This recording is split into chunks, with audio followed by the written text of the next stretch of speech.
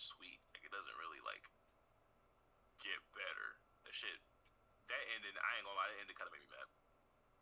But it's still a good ending. It's a well written ending, but it's still yeah, it was lighthearted.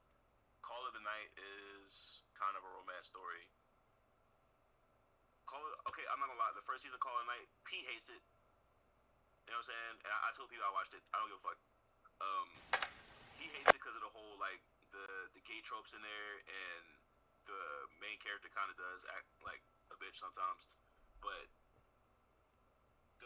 the world building they do in the first season, it does make you feel like the atmosphere is easy to sink into with the anime. Like it captures the feeling of people, the nightlife, people being stuck with insomnia. That's pretty much the whole gist of the first season. The whole nightlife of the city. Everybody has it. The people that are still up, they have insomnia. They don't sleep at night. And it's just their activities at night. Just weird shit going on at night. These motherfuckers are vampires.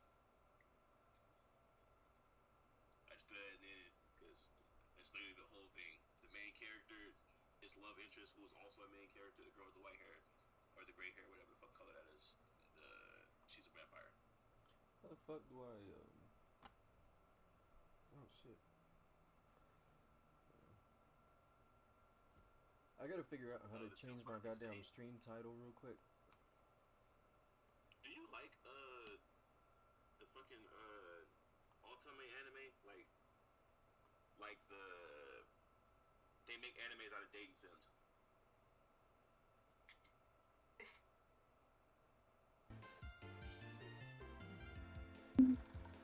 I'm gonna go wipe my nose after. That's one you'd like. Pretty sure I can finish this today easily. There's one where she was a doctor.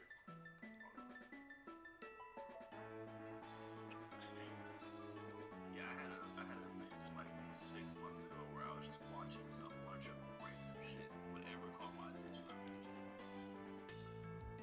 I really think I could definitely do a fucking anime review channel with all the shit that I watched. Usually, make sure you turn the gun off when you thread it. Otherwise, you might cut yourself. I've sometimes not turned. I have sometimes threaded the gun with it on. I've never hurt myself yet, but you never know. I'm gonna go wipe my nose.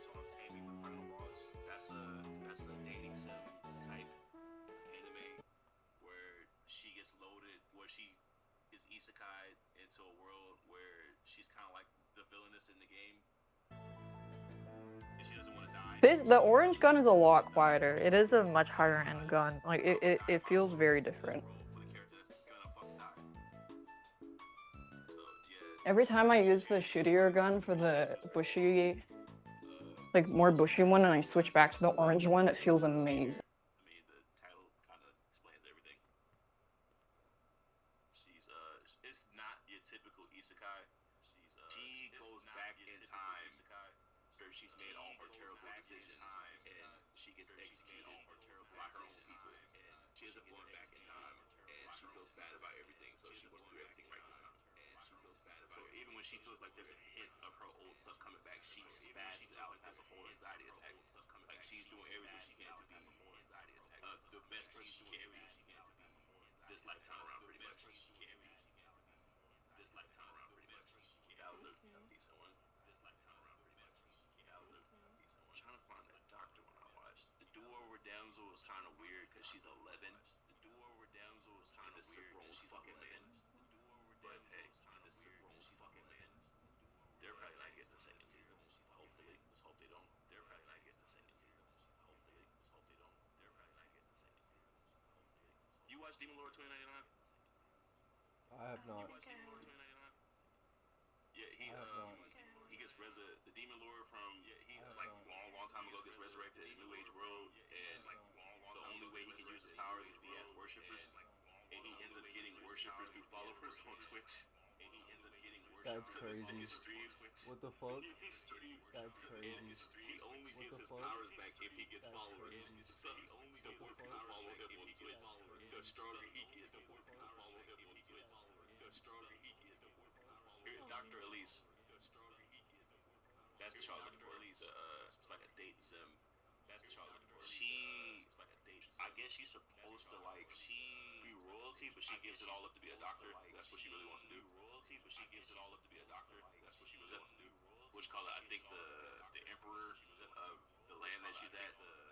He has an eye for her the whole time, so she lets her do her own thing, but still like, nah, you won't be queen. You won't be empress. You won't be queen. You can be a doctor. You still mine. That's crazy. You know it, brother. Still mine. And what is that? That's crazy. You know, Dr. Elise. And what is that? That's crazy. You know, Dr. Elise. I was like, no, that's valid. That's valid. Like, no, you can still have your own career. You know what I'm saying? You can just go on. Follow your passion. Follow your heart. Still mine. You know what I'm saying? You can just go on. Follow your passion. Follow your heart. Period. And I can get behind that. I fuck with that. You're only like 3 seconds behind because I'm plugged into Ethernet. My Star, but I wouldn't watch My Star until that anxiety feeling phase, because it's a good show, but that first episode, oh my god. I'm trying to get this to do the right title. It's not doing the right fucking title. Like, it's doing it on the computer, but on the goddamn app, it's still showing my old title. I forgot that niggas is like. There we go. Goddamn. Like when niggas is fanned out, your life becomes endangered. Like when niggas fan out. The fuck? I'm about to share the stream. Hold up. Then you got the super fans who do shit like, oh my god, it's Chris Brown. You think if I cut one of his tattoos off, I could keep it? Oh no, those motherfuckers freak me out. Yeah, that's who the main character runs into at the end of the first episode of My Star. Oh, hold on. You got 2 kids? So you mean somebody already hit that? Oh, hell no. Like, nigga, what's wrong with you, bro? You were never there. That wasn't yours. The nigga who gave her kids, that wasn't even his. Damn. He didn't stay. She was a single mom. A single successful mom, though, I ain't gonna lie. Hey, at least there was that. Yeah, nah, AOE, boy, and My Star, bro, nah, that's best girl. And she only gets 1 episode. Damn. What the fuck? Like, she shows up, which is, it's heart-wrenching, bro, the way she shows back up in the show. She shows up in the show through her kids. Like, literally everyone around her can see glimpses of her through her kids. So, alright, this is what they did. AOE is like a once-in-a-lifetime generational talent, and the way they show that is that whenever she gets on camera, she has stars in her eyes. She captivates the room pretty much, and she's the only one who does this. Whenever she gets on camera, the stars light up in her eyes, and she's the main character. Even if she's not the main character, she'll be a side character. When those stars light up in her eyes, she's the main focus. Damn. So after she passes in the first episode, kids now, each of them have 1 star. So it's like the son is his left eye, the daughter is his right eye. So whenever they lock in on something, that star pops up in their eye, and everyone is reminded that they moved. Really? That reminds me of Oshinoko. Yeah, My Star. Oshinoko?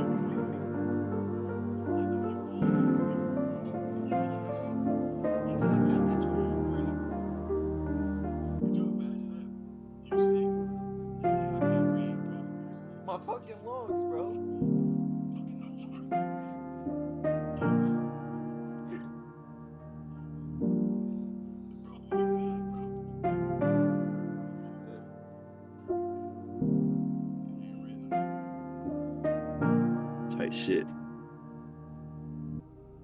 Oh shit, I can't do two devices at once. Hold on.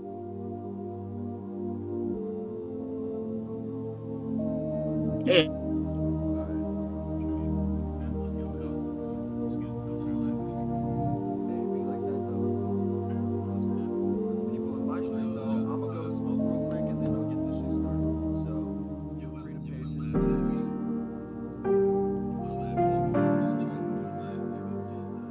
Hey, how was that eventually? Whoa, I can do that. Bro, I'm great. Bro, guys, chill out. I've only been doing slang.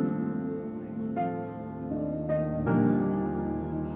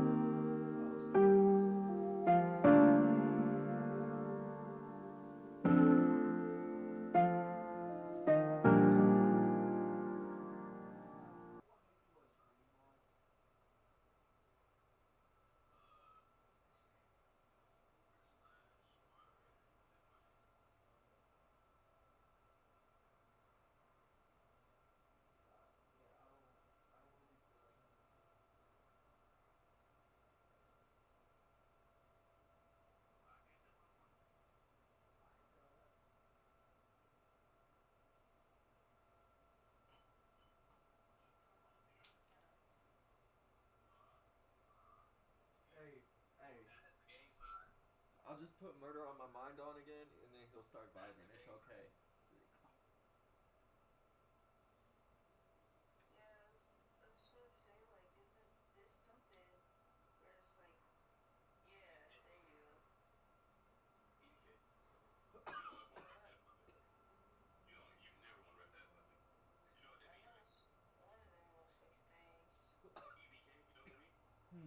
I just know this the hand thing. Oh yeah.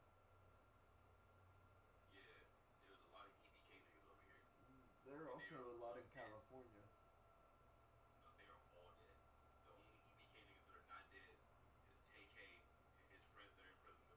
Damn.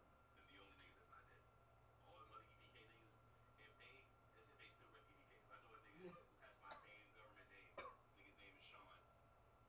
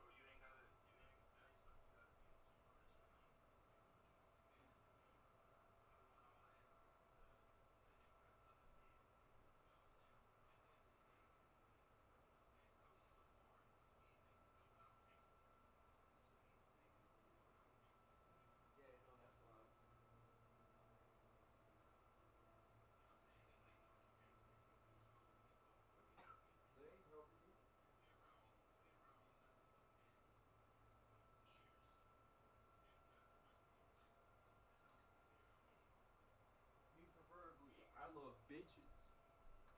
That's very gay. You know what I'm saying? You should just like leave that life alone. And the fact that there's no loyalty or no rewards in that life at all. You can say that there's loyalty, that's my brother or whatever, but nigga, for the right amount of money, your brother shoot the shit out you. It's just like,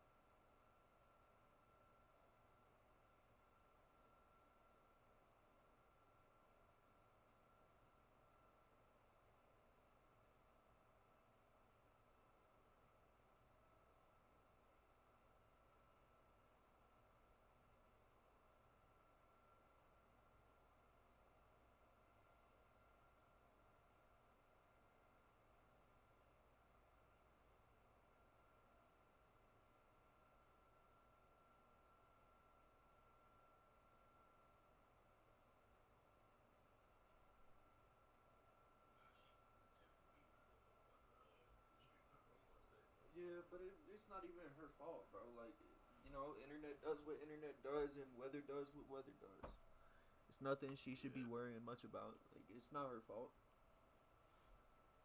I said we're gonna get her on it though, bro. We we're definitely working on Aries' persona as a streamer. She getting on it though. Like shit, her first stream. She's gonna be an affiliate. You know what I'm saying? Shit, by the end of this year. I hope so. That'd be dope. You know what I'm saying? We'll hopefully add some more female streamers. See, I don't know if I did that. Oh shit. See, I typed the whole word for moderator instead of just mod, and wonder why that shit didn't go through. All right. Granted moderator privileges to Slumkazi. Here we go. I'm gonna start this shit in like 10 seconds, some shit like that. So. Alright, I'm about to watch from my phone. I'm about to step outside. You're good, bro. Alright. So what's up, everyone? Whoever's here, I appreciate you. Thank you. Showing up. I know it's kind of late. It's only damn near, let's see, 3 in the morning because it's 1:12 for me. So it's 2:12 for Texas people. And yeah. Anyway, we have on this bullshit of Jeffrey Epstein because he's a degenerate, deplorable, weird motherfucker. But what else is new? So make sure this shows. Oh, we're good. Come on.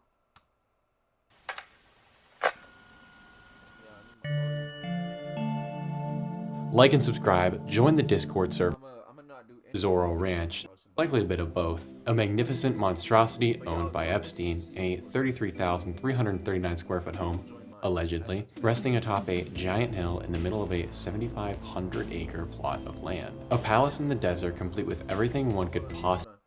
Give me 1 second. I'm gonna get my fucking headphones.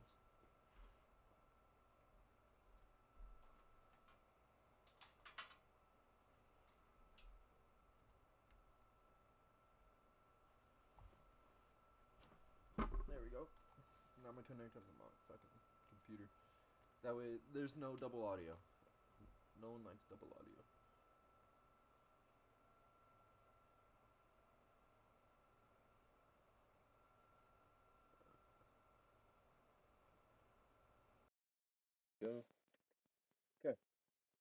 Simply need to survive on their own, from its own power grid to private wells, greenhouses, pastures, satellite arrays, and a bunch of private homes, and of course, its own private airstrip. The best place to escape, relax for a normal person, but for is Zorro traded topics on the entire internet right now, so I sought out to find something on him that you likely have never seen before, and boy, do I think we have managed just that. This is Zorro Ranch, named after the eponymous film character or the Sly Fox. It's up to you, but it's likely a bit of both. A magnificent monstrosity owned by Epstein, a 33,339 square foot home, allegedly, resting atop a giant hill in the middle of a 7,500-acre plot of land. A palace in the desert complete with everything one could possibly need to survive on their own, from its own power grid to private wells, greenhouses, pastures, satellite arrays, and a bunch of private homes, and of course, its own private airstrip.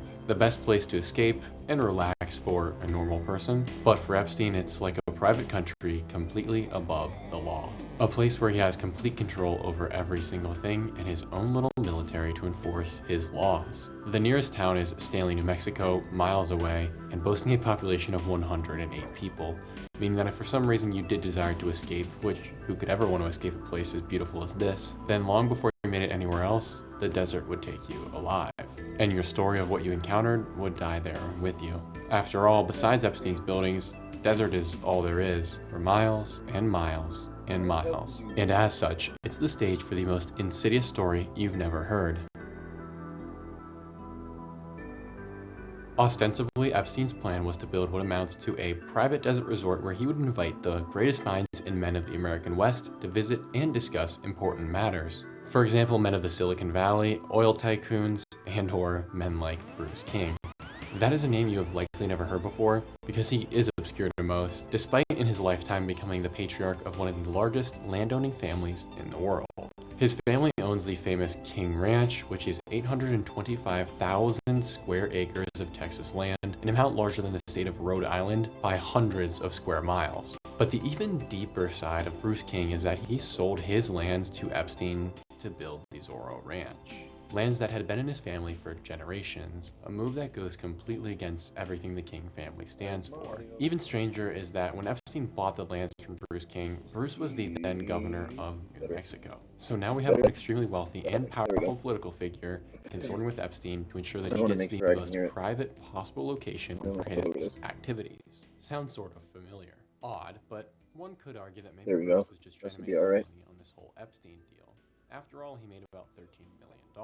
And that may be true, except Epstein, according to my math, which is about as trusty as a pontoon boat in a hurricane, underpaid for the land by many millions of dollars. And if that's true, then Cooper, maybe Bruce King was just an idiot. Or maybe he was too busy governing a state to realize, after all, he owns over 1 million acres of American soil across the country. He probably didn't even know who Epstein was, you might suggest. And to that I say, man, you can't even just see her wait. for real. Bruce not only knew Epstein, he was a good friend of his and That's supposed vice to be a dog versa. kennel. Indeed, Bruce's name appears multiple times in the flight logs and the Black Book, and if I were a betting man, it's probably on that list that stopped existing a few months ago. And I'm sure that Epstein's donations to Bruce King's political campaigns and those of other members of his family definitely didn't hurt their relationship, which is also probably why Bruce sold Epstein the land in the dead center of a massive set of claims of his own to make sure he was always taken care of, leaving Epstein protected not just by his roughly 10,000 acres of barren desert, but tens of thousands more acres of Bruce King and his family's land. Now that is a picture almost as compelling as George Bush with paper airplanes and Bill Clinton in a dress. Yo, that's weird. Now, with some of the history of Zorro Ranch and how it came to be under our belt, I think we all know enough about Epstein and Maxwell to understand what went down there. Indeed, taking Maria and Annie Farmer's testimonies into consideration, the crimes are beyond imagination. However, unlike the other properties, there was something different to this one. By virtue of being even more secluded than the island, it was filled to the brim with evidence. And here's where things get strange. The following details we know from two anonymous subcontractors who worked for Epstein in the 1990s and very early 2000s. The first was a man that Epstein had around in order to manage the property's repairs and any general work that needed to be done, giving him the sort of I don't know low-profile what the case hell is that few happening others ever with would my see. audio. And this man gives a very, very strange account of what he encountered on the property. One of the first things he noticed is that there was a room which Epstein referred to as the fertility room. It was about Yo, what the 1,000 fuck? square feet and was completely decorated in erotic imagery. I'm talking everything from the crown molding to the pillows to the lamps and everything in between. It was one giant pornographic scene filled with people and, by some reports, animals ding-donging one another. Well, this That's contractor managed to sneak he is several dirty. pages of the property out and Ugh. began releasing this information. Shockingly, he's never seen a major publication interview, but I think that what he has to say speaks volumes, as there is no one who would understand that property better than him and Epstein himself. In the first basement of the home, there was a massive indoor pool, giant shower, and bathtub. The shower was designed for, quote, parties, in the contractor's words, and was intended to house multiple people and children simultaneously. While the bathtub was almost like an altar, sitting at the end of the pool, framed like a painting seen by everyone. And taking a note from Diddy, there were lotion and oil bottles everywhere. God damn. The contractor goes on to discuss the series of events that resulted in him taking these photos and eventually leaving Epstein's employment. He did not live in the home, no one except Epstein and his visitors did, and that was only a handful of times out of the year. But during those times and all the free time the anonymous contractor had on the property, he began to notice some odd things. The porn everywhere was wrong, and the fertility room Epstein Okay, showed him was beyond weird. I don't know if that's just being stupid on that end, so I gotta check this. Give me 1 second.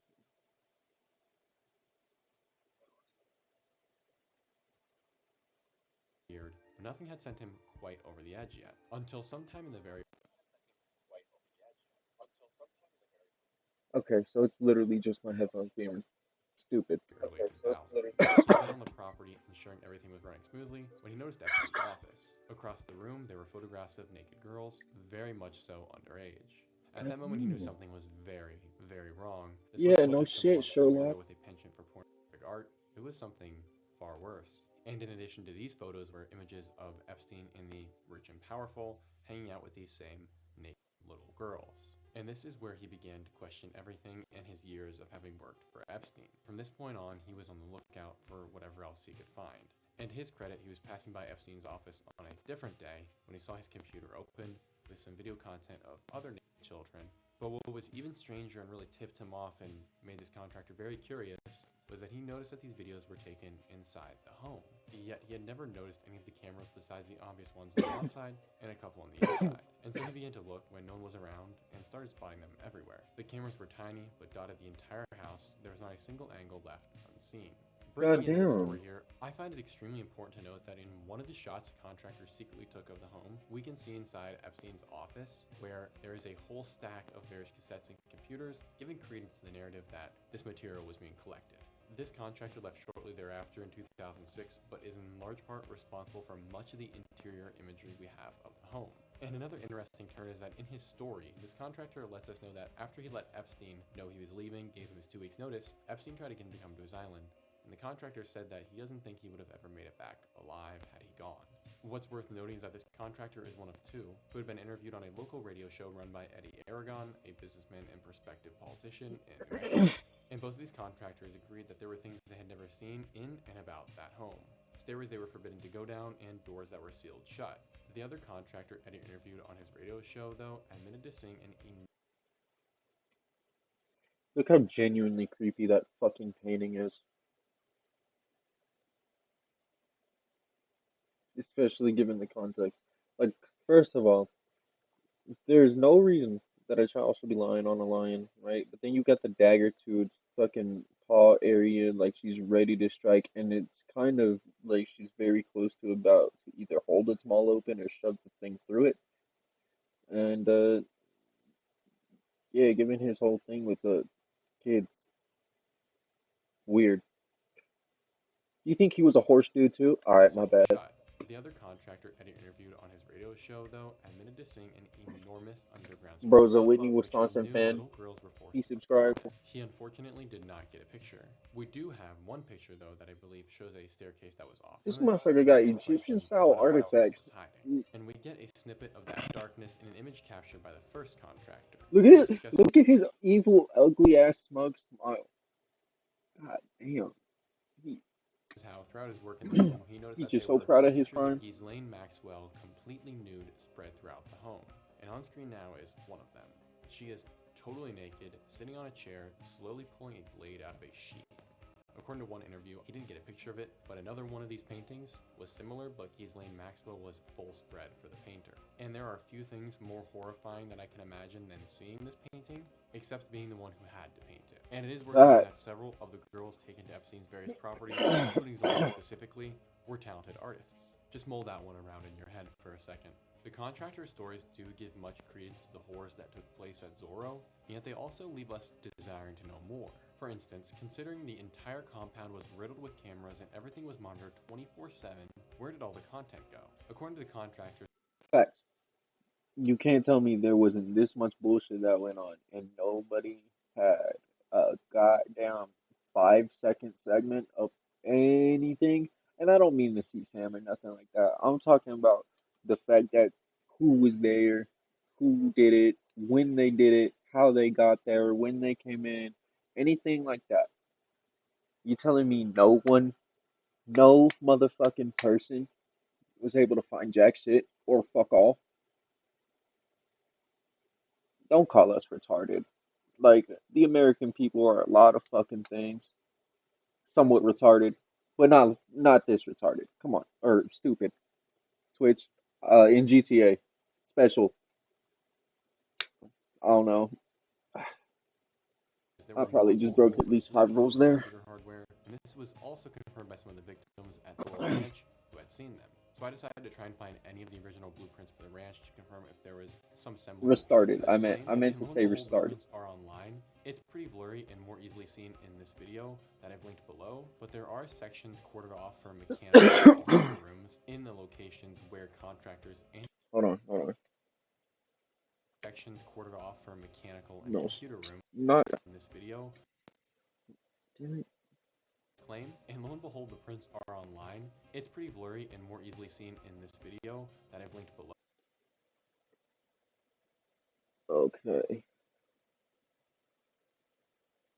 How you got this much space? Holy.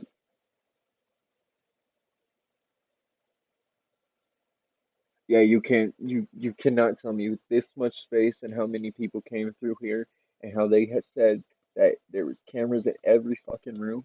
Every room. You cannot tell me that no one knew what was going on. And that no one could literally just make sure that was out. Like they could do it yesterday. Matter of fact, they could have done it when they knew. But it's a sick world. But there are sections corded off for mechanical and computer rooms in the locations where contractors Mechanical and rooms victims in your claim them mansion is to be. wild. So with that verified, another very curious question arises. The computer rooms were only a small section of what the victims claimed were underground. In addition to that, victims and employees claimed there was something much, much more. In fact, Maria Farmer testified that Epstein told her that there was not only computer rooms down there for monitoring the animals, guests staying there, but there were also tunnels and essentially an entire complex of rooms. All of Epstein's residences had these mechanical rooms and tunnel systems. I know this because Epstein told me. She told the paper. These rooms were enormous, bigger than houses. I have no idea why anyone needs so many computers in one room. There were pinhole cameras to record everything on every estate. The cameras were ubiquitous. You couldn't see them unless they were pointed out to you. That is fucking insane. That is fucking insane. Epstein was reportedly thinking about using the ranch to impregnate dozens of women to spread his DNA. God, what was this dude trying to do? Start a Mormon convoy? Beneath the house that no one knew about. And this is a much harder claim to verify, but I do think it's worth investigating. Because when researching Epstein's ranch, one may notice that there are almost zero interior photos of the property. Not even the pool is included on any of the real estate listings for when the property went on the market a few years back, nor are any of the bedrooms. But this is just a symptom of a larger problem. One can assume this might be because the interior was much like the fertility room and beyond anything the public could be seeing, but it's stranger than that. Because it's difficult and I dare say impossible to even get within range of Zorro Ranch with a drone. But one valiant creator did try. A humble book review channel I like to watch was driving by with his family on a road trip and thought it would make for an interesting stop. And this was in 2023, 4 years after Epstein allegedly passed on. Upon stopping on the shoulder of the highway, which is completely legal, he took out his hands to the line 8/9/2019. That was without on my putting his nose birthday, above the bro. I don't pedals. like And in that. his own words, he knew at that moment he was in a bad spot. While flying the drone around the house, he spotted a red security truck driving Oh at him shit, I through the probably should drone's have shared the camera. And I'll screen. let him describe what happened next. Had someone come out to my car, found us, immediately knew where we were on the road, and approached our car. The guy had his hand behind his back, looked like he was about to draw on us, and then he got up to the car and realized I had my whole family in there. So it was very, very strange. So even in 2023, 4 years after Jeffrey Epstein allegedly met his end at his own hand, the property was still so heavily guarded that even just a random drone flown by a dude in a UFO shirt with his family warranted them to come out armed, ready to encounter any threats. Odd, but the other reason it's worth mentioning is because our friend managed to get some interesting angles of the property,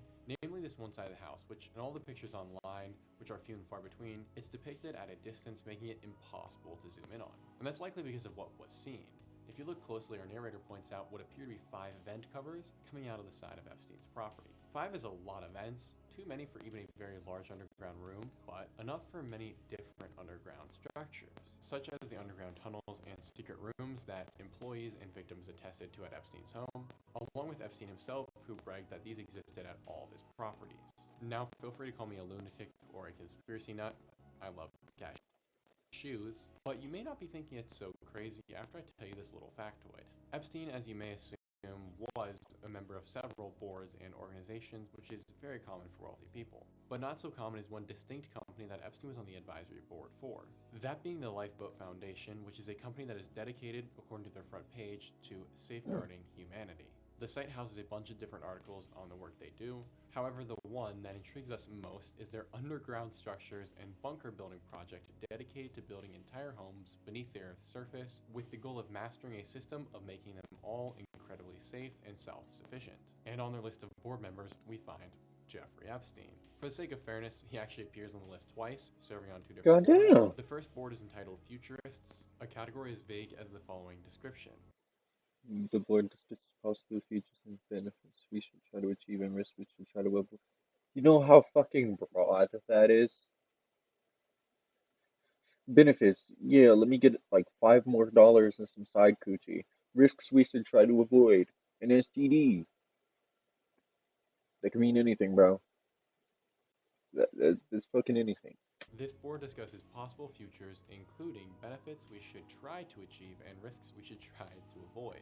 Wow, stunning. And he was also Facts. on the finance board, which discusses money. Financial Obviously. matters, including However, the the lifeboat financial organization did implications of not seem proposed to like being whatever. associated with him, in That's spite of crazy. how much money he may have given. So Epstein has been scrubbed entirely from their site, but not from the archives online, where his name can still be discovered. But no matter how much bleach they use, we can't deny the fact that Epstein was on the board of a company dedicated to various methods for the safeguarding of mankind, including the building of bunkers and other subterranean structures. So maybe those vents our good friend Goddamn. spotted with his drone aren't quite so silly after all, and that's why there's no close-up shots of the house from that side. And the tunnels and secret rooms beneath his house that Epstein bragged about to little girls while raping them, well, those might be real as well.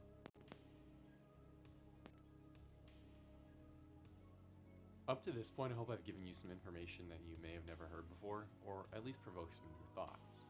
But now it's time to kick it up a notch. All this discussion of subterranean structures and debauchery at such a scale to make Sodom and Gomorrah blush made me Yeah, wonder no shit. what else we're missing about Epstein. After all, we are here for the lesser known facts. Many of you may be familiar with the Epstein of 2020, a very much so hated man, but I would say it was not always that way.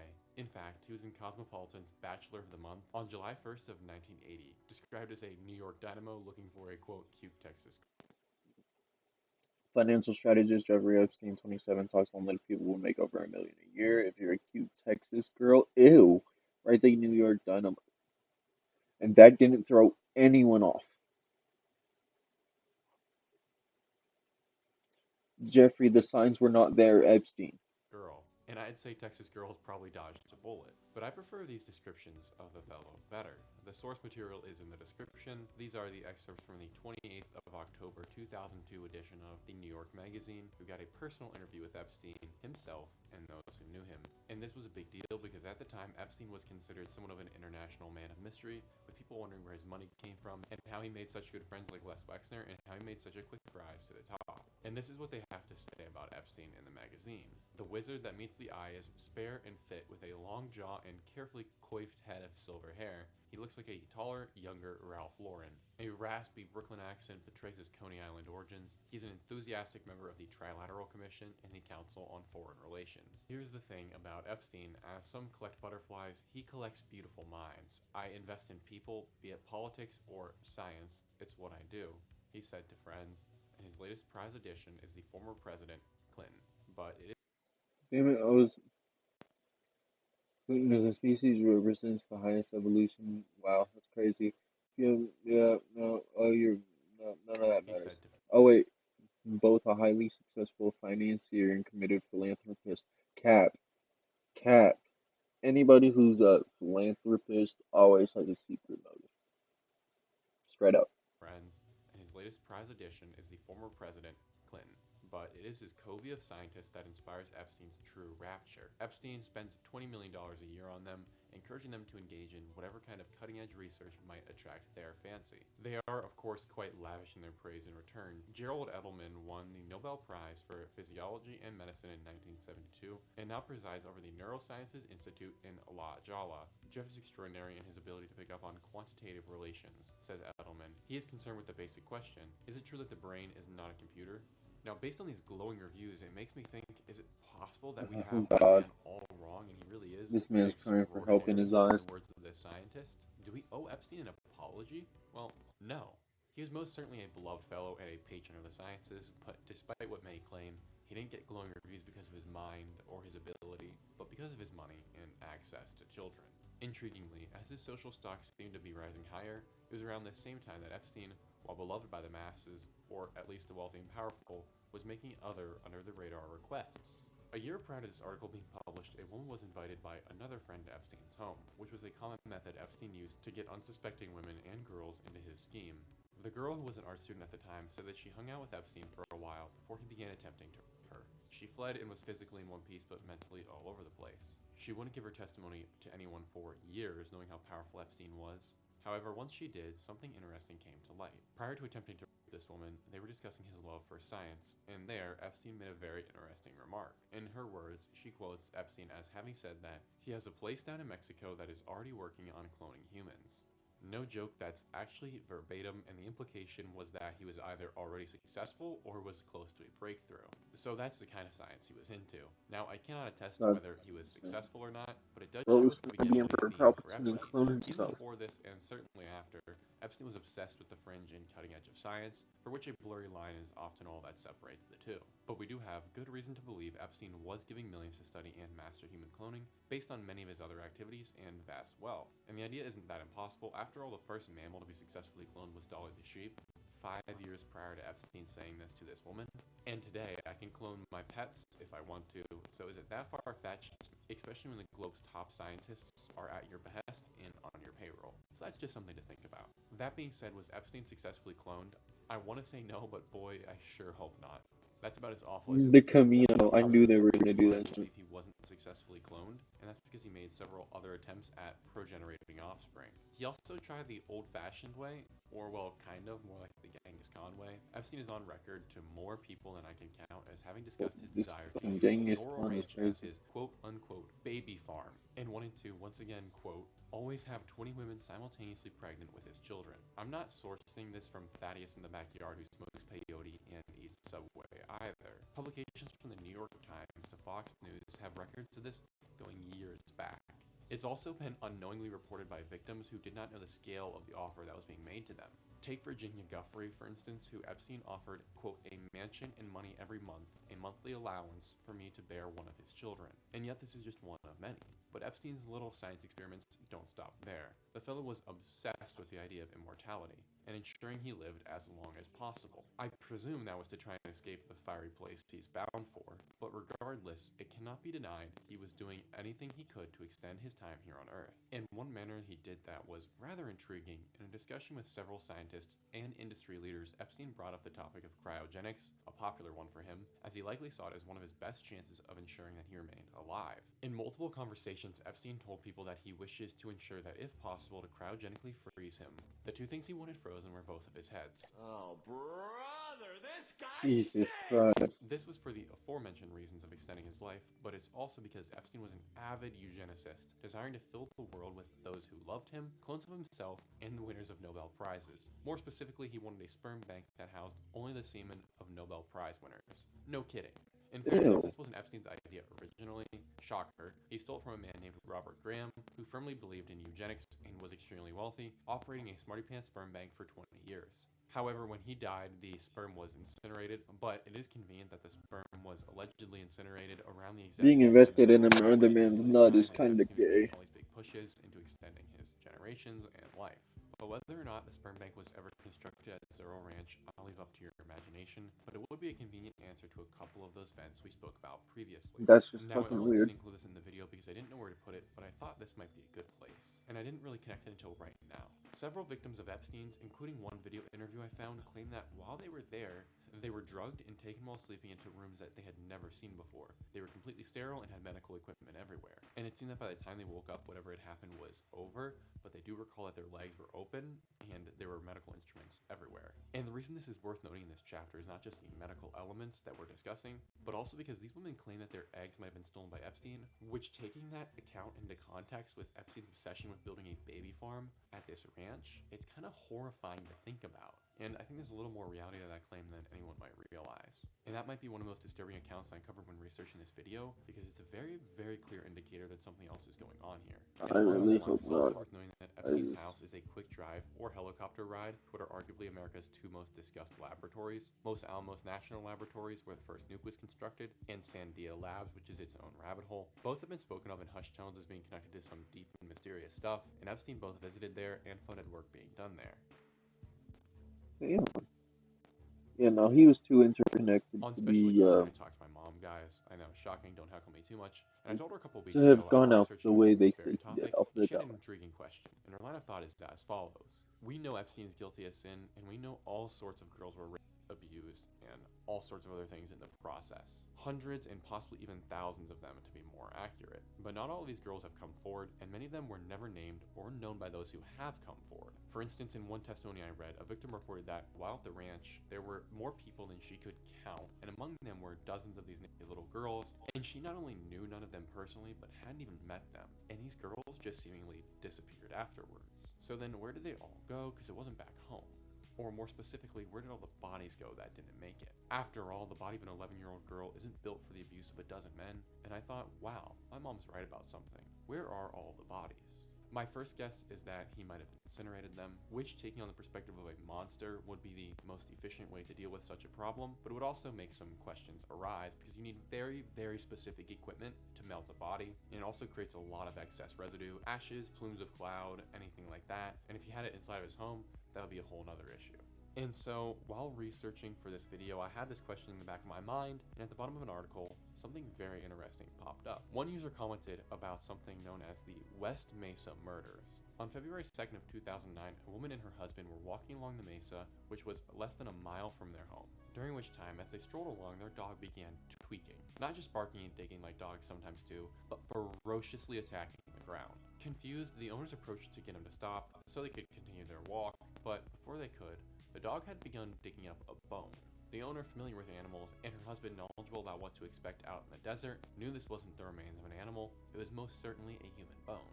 So they called the police, showed them the bone, and the authorities got to digging. And that day they found the first body, then another the following. Shocked, they hopped onto satellite view and could see a bunch of disturbed plots of dirt next to each other in that same area, so they continued digging and uncovered the horrifying fact that between 2001 and 2005, 12 bodies were buried in the Arroyo Arroyo Plain God in the damn. Mesa of Albuquerque, New Mexico. There were 11 female bodies of varying ages and one baby skeleton still in the womb. Using satellite view, the police could see when the man had come and gone over the years. They scrolled back and saw the first hole appear in 2001, the last in 2005, and across the area were a whole bunch of tire tracks that kept coming and going. However, the man himself would never be in view, meaning for nearly 5 years, this sick animal had returned to add to his collection. But unlike other killers, he never intended his victims to be found. In fact, he seemingly had everything laid out to the T. The burial site was about a half mile from the end of a suburb being built. Each year, more and more homes were added, until in 2005, the same year he stopped burying the bodies in that location, the developers had begun padding the ground over the bodies for building. And that should have been it. The plans continued to grow from there, with developers anticipating building thousands of new homes on top, eventually covering up and extending well beyond the burial site, which would ensure that no one would ever find the bodies. Except No up one's to ever the point where seen it ended that way. the In poltergeist though. 2008, when the developers were mere feet away from covering the bodies permanently, the housing bubble burst and Like I'd be, development halted. During this time, the neighborhood began petitioning for a retention wall if I to see build those, permanent bro, I'll be homes. scared And as because shit. of I that, the would channel be that the out of water that now went through slowly immediately. exposed the bones over time, until all it took was one determined dog to reveal them. And yet, despite nearly 2 decades of investigation since, a killer known as the Bone Collector has never been uncovered. Meaning, yes, he is likely still out and about. My heart truly does go out to these victims and their families. It's just such a despicable way to end. And I'm not trying to make light of their end at all or just theorize on their deaths. Because once again, they do reveal a pattern. And that is a pattern we have to talk about. Because it's a little too coincidental for me to just look past. All of these victims were young women with a past in drug addiction and or prostitution. The oldest was only 32 years old, and the youngest was 15. The rest were in their early Jeez. 20s. The age, general look, and ease of availability make them prime suspects for a predator. And if this didn't horrify you enough, there were 9 more victims that disappeared around the same time and matched identically the others in reputation and person. However, their bodies have yet to be uncovered. Truly sad, you say, but Cooper, why are you telling me this? Well, I think it's worth noting that all of these victims match Epstein's proffered demographic of victim and were extremely vulnerable to predation, most of them having not had Not, contact with not their to families mention, in months right in or the same area. years. Also, because Epstein lives about an hour's drive from the dump location, or considering he has multiple helicopters and a helicopter pad at the ranch, about a 20-minute flight, 10 to 15 if he's really determined.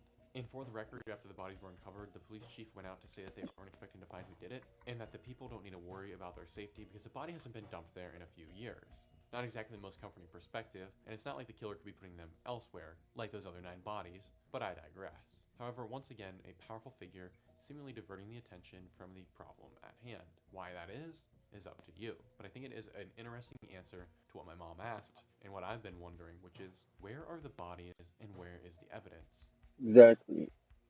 And how long till it comes to light? When researching this case, there were far too many rabbit holes to go down for one video. If you do want to see more, I would be happy to make that, so let me know, comment below. But there were little threads that were connected that I wanted to include that we might not have a total reason for yet, but are most certainly interesting and involved. The first little factoid is that in addition to Bruce King, who owns the acreage surrounding Epstein's ranch, there is another guy who owns the other portion that surrounds it, and his name is Tom Ford. The man owns 20,000 acres around Epstein's house, effectively enclosing the Zorro Ranch from the rest of society. Tom Ford is a major fashion designer, billionaire, and more importantly, close friend to Epstein, appearing in his Black Book.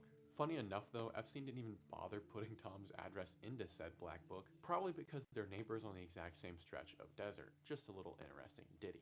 Another fact is that Epstein has a 1,200 acre hunk of land on his property that is meant to be public land, but Epstein never allows government officials on it and makes them request access far in advance. Makes you That's wonder what he's hiding out crazy. there. And last thought on the topic of land, Epstein has a solar farm on his property, or at least he allegedly does. It's been sitting vacant since it was purchased in 2006, and it links back to a company named New Mexico Solar Station LLC, owned by a man named Michi Tishaka.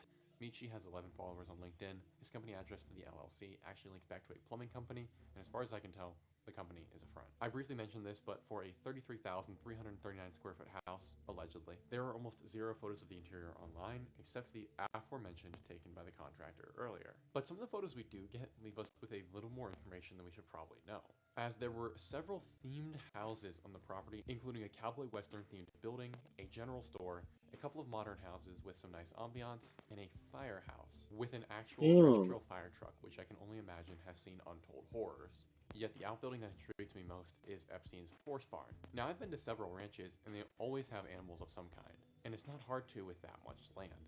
typically those who build a multi-million-dollar equestrian setup on their property would be expected to have at least one horse out there, correct?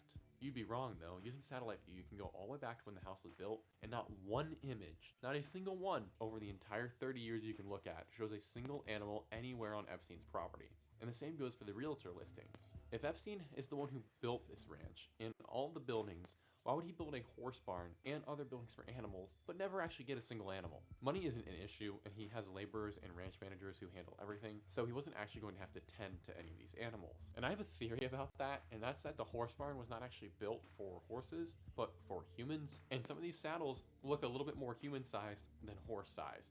Now, that's just a theory and maybe a little bit out there, but seeing who we're dealing with, anything's really possible. So in my ignorance, I looked up if human saddles were a thing and got my answer in the form of a description of pony play, which is a whole form of debauchery, and don't look it up, as well as a YouTube playlist that should not be on YouTube. All to say the use of human saddles in weird sexual rituals is a thing, and if this all wasn't enough, in 2008, the Zorro Trust, which is the entity that Epstein uses to house his Zorro Ranch, won the Oklahoma Powerball and claimed $29 million. And this is allegedly one of 2 times that Epstein has won the lottery. Twice, really, on top of everything else, that's just not You know how possible. rare it is And to I win the probably lottery? won for Hold on. Because I knew there was this one old couple back a while ago that had a mathematical way of figuring out the lottery, but I doubt even he fucking, hmm, I don't think he was that smart. Alright, let's see.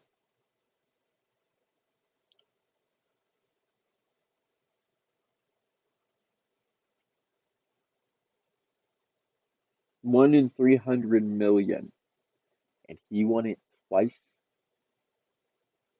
1 in 300 fucking million to win the lottery. And you're telling me this man was so favored by the universe, by God, by whatever you want to believe, that he won this shit twice. Fuck out of my face. a long time, just about Zorro Ranch, but I think it's a good place to stop for now. Alright guys, I know this was a lot different than normal. It was not technically an internet mystery, although there were some internet elements, but I really wanted to put Alright, this video out. I've been diving. well, it was a good video. Shout out to this guy, Coop. Go ahead and, sub to his shit. Do what you gotta do. Let's see if you can find another video.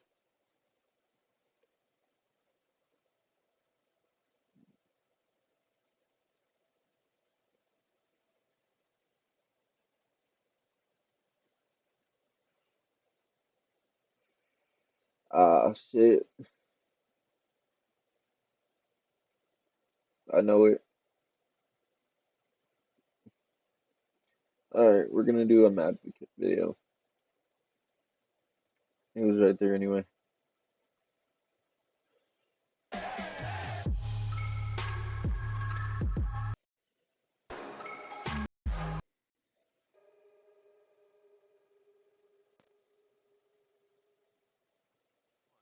talked about this, with all the people that work on the show and at like conventions and stuff. Like, it was always going to be a hard show to make work, even for one season, because the nature of his powers, like, I should be able to solve. Alright, give me 1 second. Let me edit the stream.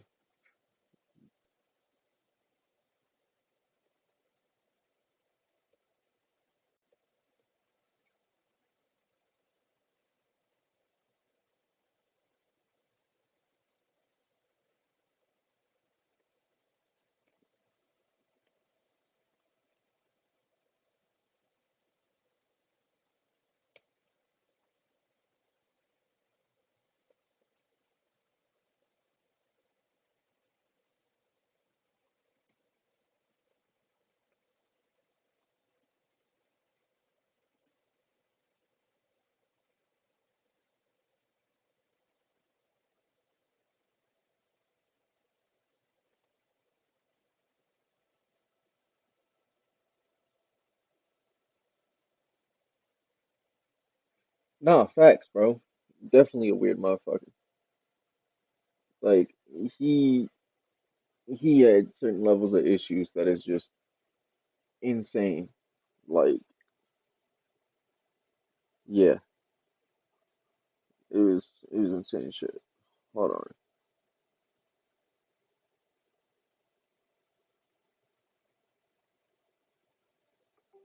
All right, yo, this man, you ain't wrong. This man is fucking horrible.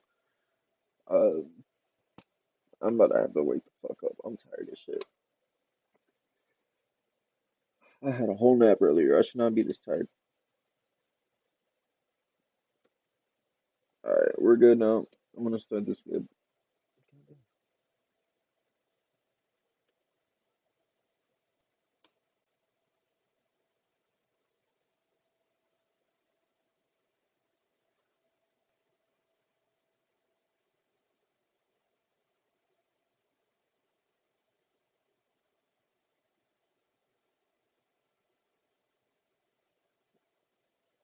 Man, it's egregious as fuck. Okay, let me restart this. Tell them to bring me my money.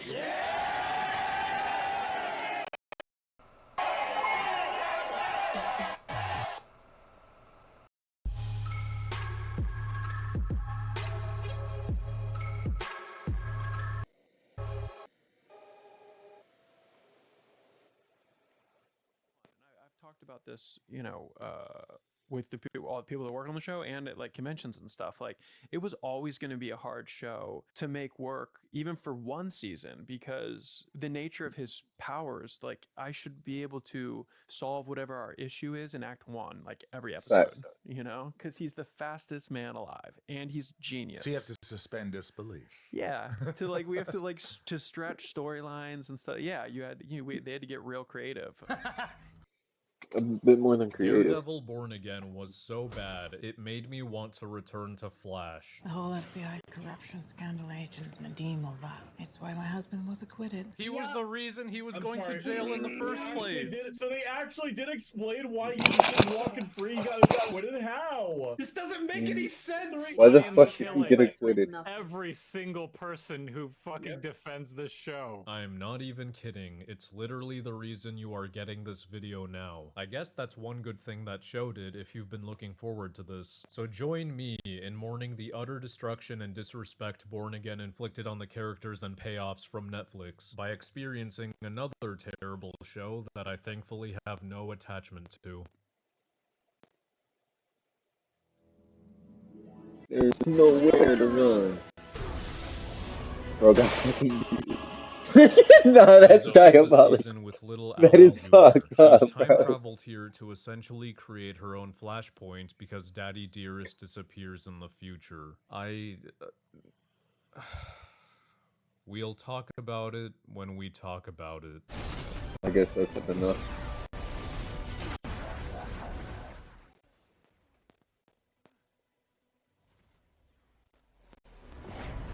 Not even 10 minutes in, and Derek Wallace is already whipping out the double suplex special on my brain. Not only do we have John Superhero over here stopping to have a little chat with the victims about his super suit riding up in the crotch a little bit. Going old school today, Flash?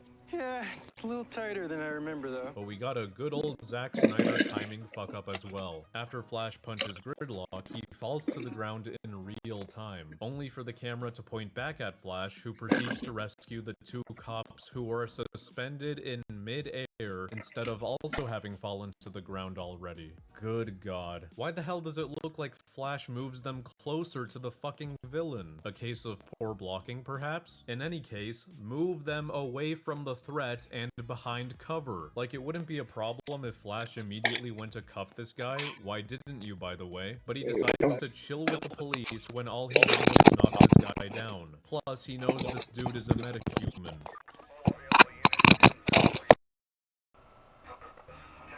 Sierra 3, that's a meta attack. Prior experience should have him know that these fucks don't go down easy. So Gridlock gets back up as electricity surges through his body, sounding like a fucking techno rave.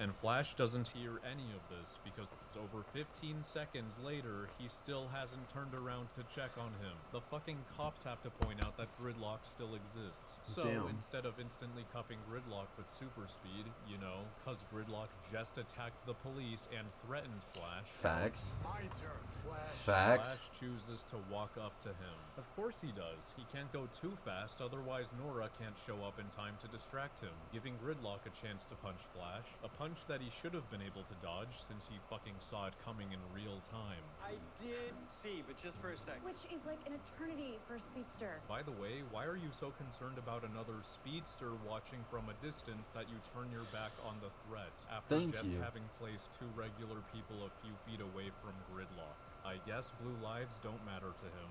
Huckleberry. So the punch sends Flash airborne, he lands in water, and the scene is over. No swimming to shore with super speed and running back to arrest Gridlock, who couldn't have gone far during this. Mr. Superhero just gave up. Remember, Season 4 made the mistake of confirming that Barry can insta-check the whole city, which he should have done starting at the crime scene. I checked the city. I can't find her. Hey, we checked the whole city? Yeah. By the way, what happened to those cops that were feet away from Gridlock? Are they safe? Are they alright? Did Gridlock kill them off screen? You know, this gives us a chance to connect. You're not worried about messing things up like he is?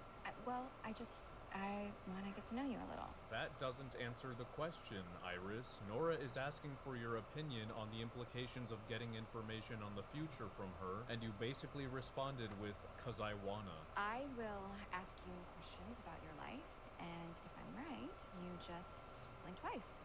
I mean, blinking never broke the timeline, right? Holy That's not how that works. So toddler brain. Yeah, I think it'll be really fun. I'm gonna ask you yes or no questions, and if you answer with your eyelids, that's not literally saying yes or no, because what? You think the physical act of pronouncing words is what causes the timeline to fuck up, not the That's the most information fucking from the stupidest future shit I've itself heard. that you retain in your brain? You idiot! 2018 is way Shui. Shui? Oh, yeah, I guess it's a future thing. Call this cringe all you want, but this is light years better than the brain rot we have today. Like, what is a gyat? What is a phantom tax? What the fuck is a skibbity toilet? I felt that though. I felt that. I hate that cow. I hate that cow. Yup, a super suit that exposes your jawline, the part of your face that gave away your identity to Amunet Black not that long ago. And Literally she figured last it out with season. the covered jawline. Yes, you see that stoic jawline, patrician profile. You're so obviously the speedster I tried to procure from the warden. Excellent work, costume designers. So I can run home now. Facts, they forgot about that whole thing. Maybe we hit pause on this thing. You want Nora to stay? And break the timeline? You are not doing this, you cunt. You are not further putting the timeline at risk because you found out you vanish at some point. Now I'm thinking that maybe we should make sure her powers are working.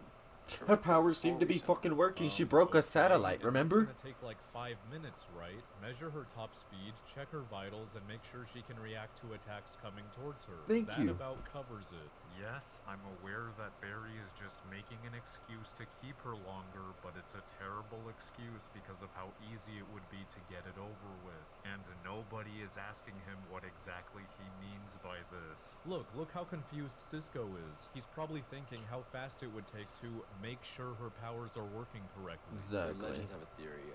There are some historical events that are soft. Basically, you change those, it's not going to affect much else, like catching Gridlock late. How is catching Gridlock late not going to affect much else? It literally allowed him to kill a man that would have lived and crash land a plane full of people. All of their futures have now changed. Their trip is cancelled. Whatever they were going to do at their destination is either being delayed for who knows how long, or not happening at all. They aren't simply swimming to shore and hopping on the next available flight, you idiot. Not to mention, there are countless items in their luggage that are now damaged from the ocean. Wally is wrongfully implying catching Gridlock late is its own self-contained isolated event, and the passengers have simply carried on with their lives as they did in the initial timeline. There are some historical events that are soft, and then there are those that are fixed. You mess with them, and all sorts of craziness starts to happen.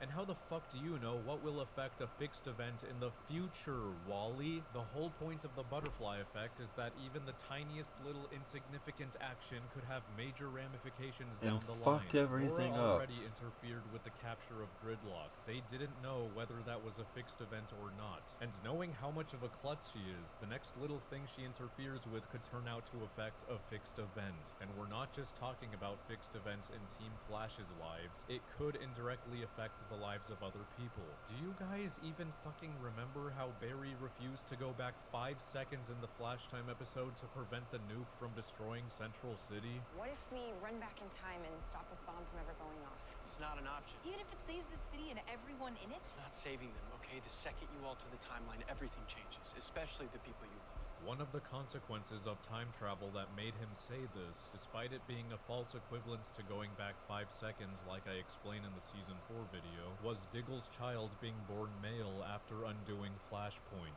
Who's that young boy with Dig? No way, he didn't have a kid before? Yeah, baby Sarah. Baby John. I screwed up everyone's life. Yeah. You just erased a daughter from my life. You can't go back and just change things like that, Barry. I know.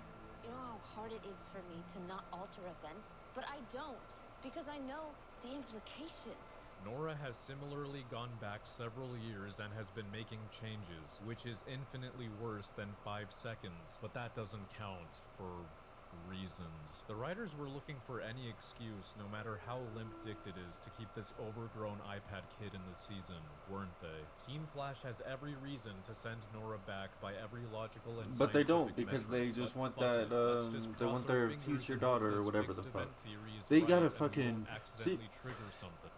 I understand it's suspending disbelief and all that bullshit, right? But like, god damn, you fucking up your entire timeline. Small ass shit turns into extravagant shit, which then turns into nuclear shit, and you're cooked. If you're so determined to risk it all, as long as you spend more time with your daughter, Barry, how about you do everything in your power to discover how you go missing and prevent that from happening? Remember, he doesn't just lose years of time with his daughter, he also loses that time with Iris, and Central City loses its hero for the same number of years. Now I'm trying to live up to the legacy he created, so that one day I'll stop him from ever disappearing. Look, even Nora talks about how she's trying to prevent it from happening. Why the fuck isn't this priority number 1? Well, we do have 20 more episodes. Maybe that's what the rest of the season is going to be about. That's funny. No. There's nowhere to run. Alex from Minecraft. What the fuck?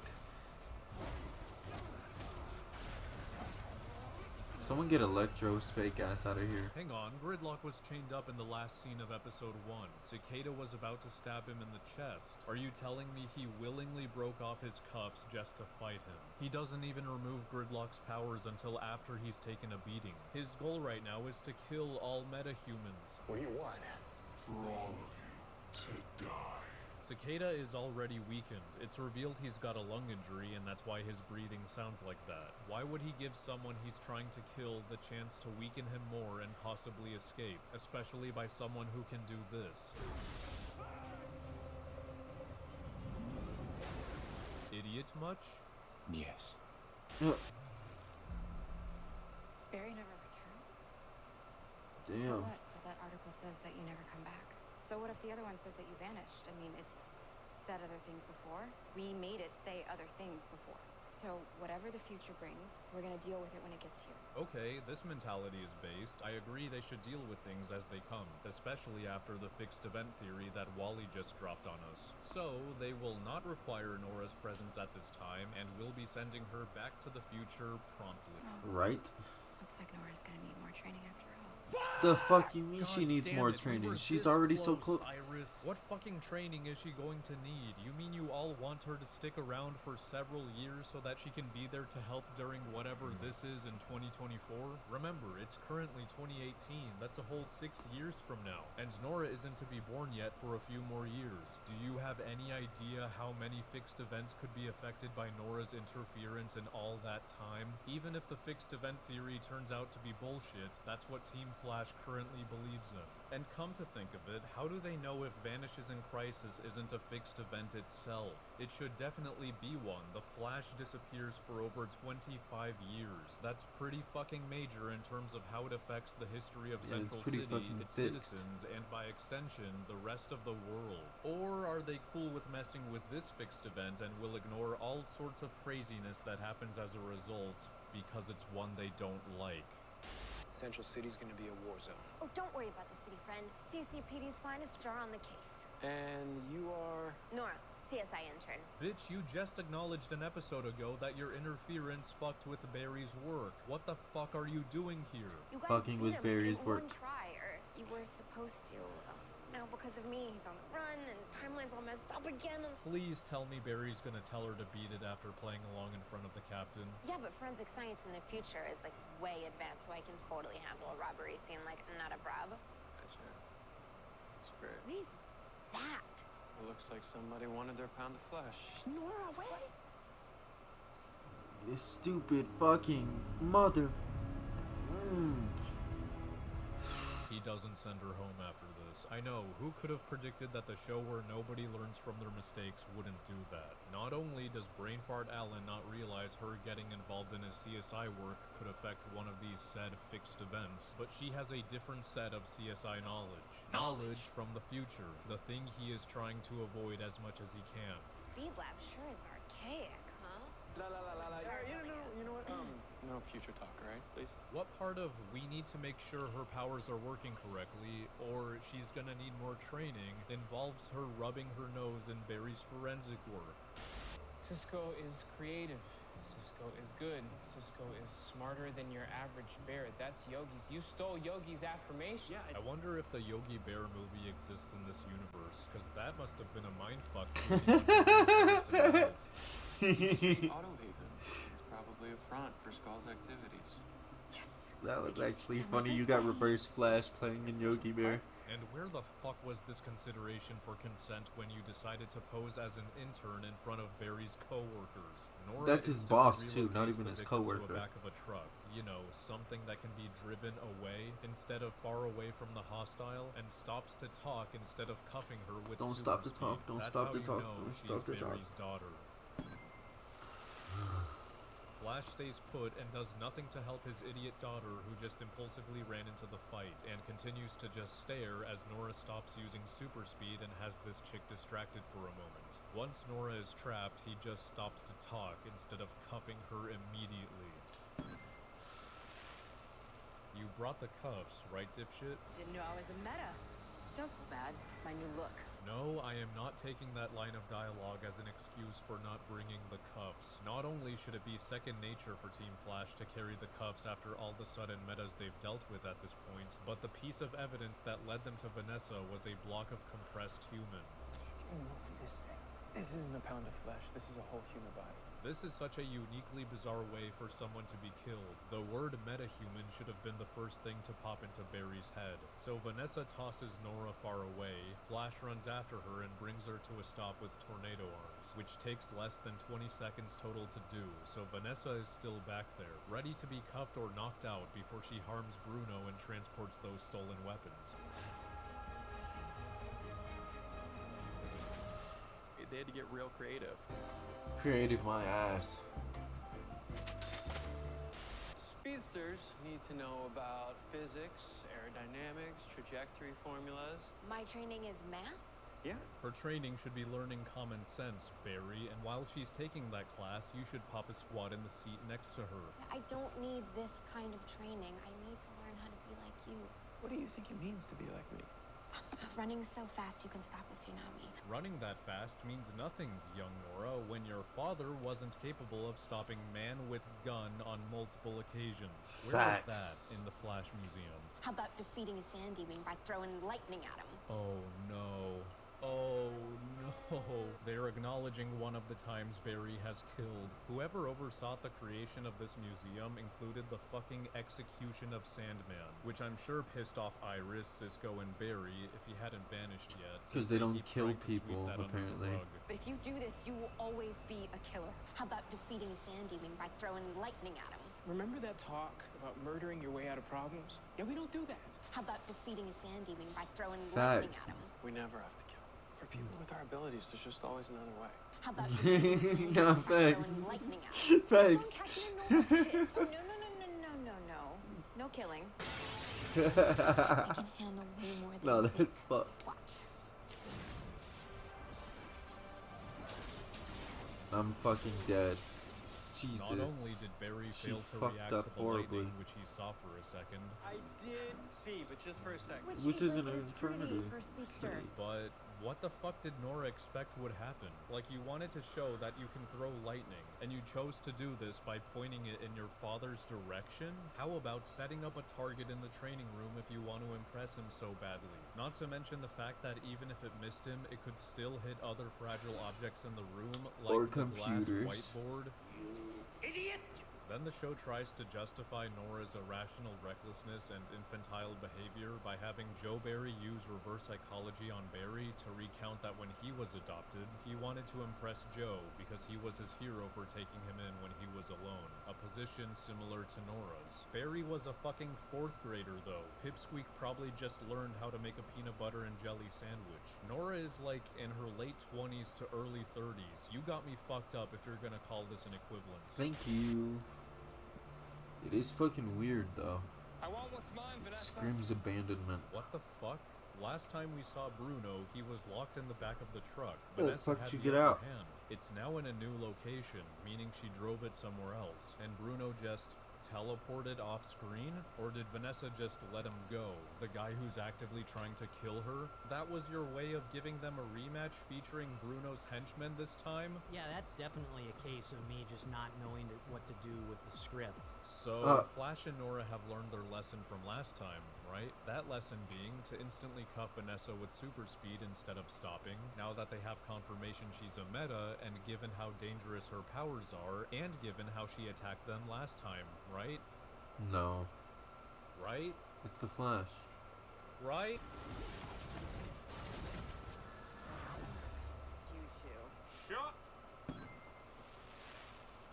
So Flash counters her attack with tornado arms until she gets tired, instead of just cuffing her in Flash time, then proceeds to take the cuffs from Nora and walks over to Vanessa, even though he saw her get up. I did see, but just for a second. Which is like an eternity for a speedster. Gets trapped in a block as a result, Fucking which of idiot. course is purely done to give Nora a moment to fight alone, and they can be like, yay, you did something right for once. But then, this happens.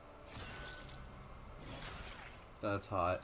The fucker just stands there, menacingly, while Flash also just stands there. Now, Like what a should the bitch. surprise assassination of Vanessa with a telekinetic dagger tell anyone with common sense? That this guy currently isn't willing to talk and is extremely dangerous. This dagger could easily kill Cisco and Ralph in the blink of an eye if Barry and Nora don't use super speed. He needs to be cuffed immediately and locked up in Star Labs for questioning, which is why Barry simply stares at him for nearly 10 seconds and watches as he throws his dagger over towards them. I just lost my speed.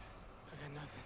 Negative, Ghost Rider. So then, Barry, Cisco, and Ralph tried to beat this guy up, meaning they weren't even going to fucking question him, making the stopping to watch even worse. Once the three get their asses handed to them, Cicada tries slicing up Cisco and goes to stab Barry in the chest, meaning he intends to kill them. He only stops because Nora returns from delivering Vanessa to a hospital and yells, "Dad!" So, if he hadn't wasted time fighting hand-to-hand with them, all of them would have been dead.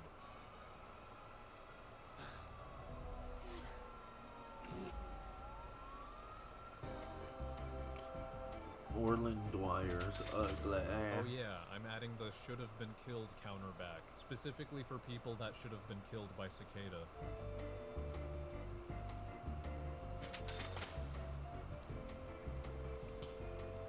Ralph.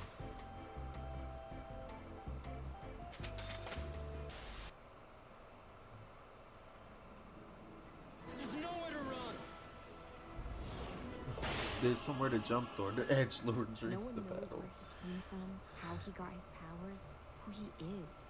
What makes him scary is you never catch him. Supergirl, the Legends, even the League tried, but no one was successful. You're fucking baiting me. You cannot be fucking serious.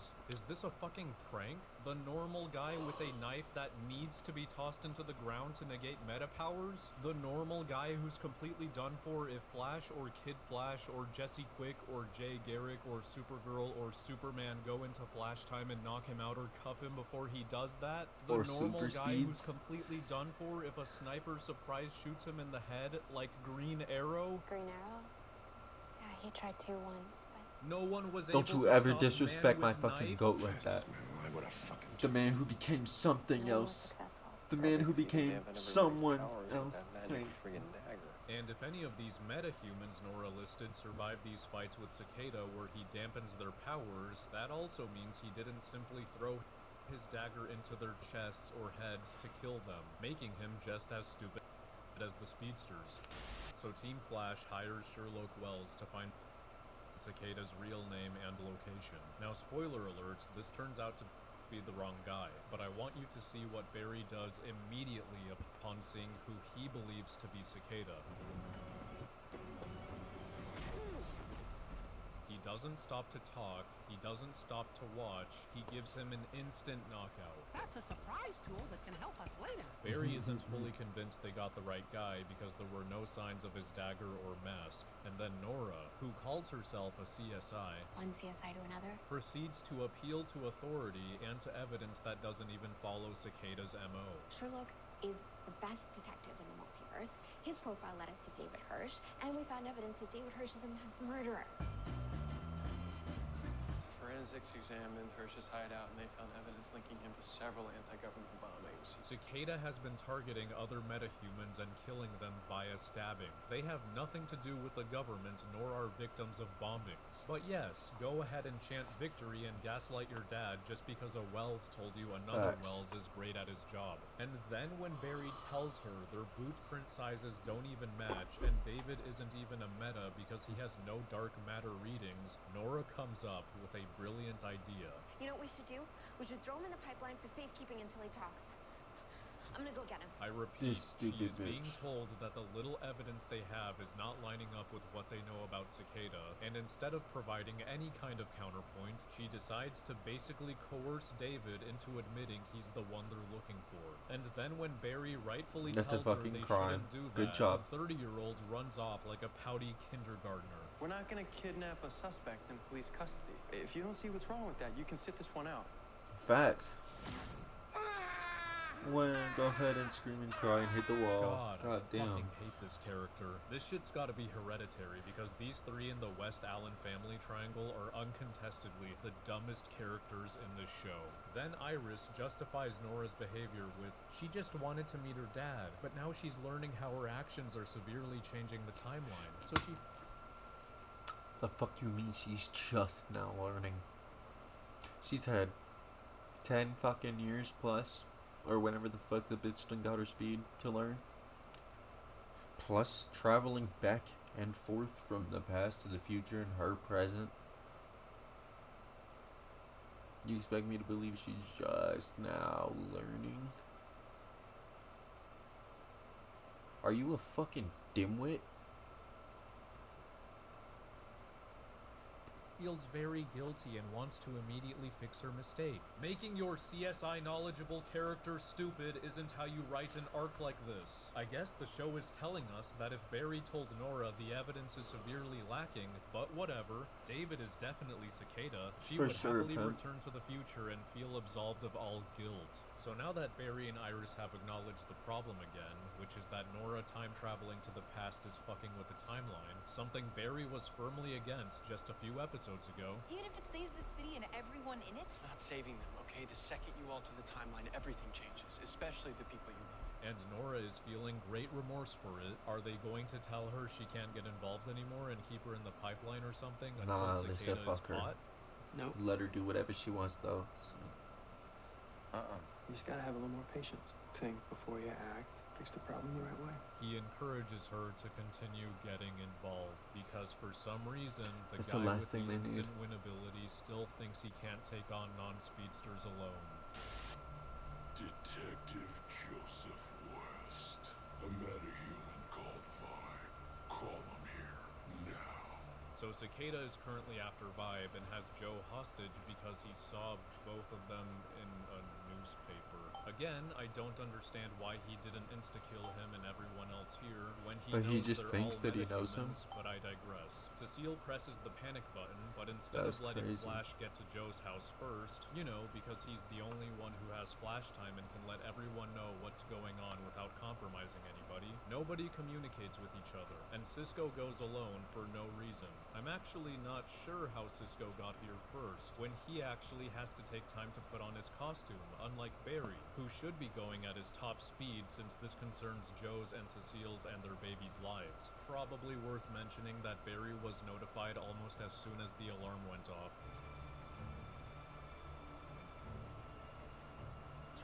But Cisco somehow manages to suit up and breach here before Barry arrives, and enough time passes to allow Cicada to push Cisco through the breach. Why tackle him through the breach instead of force throwing the dagger into him? You're trying to kill him, right? What do you want?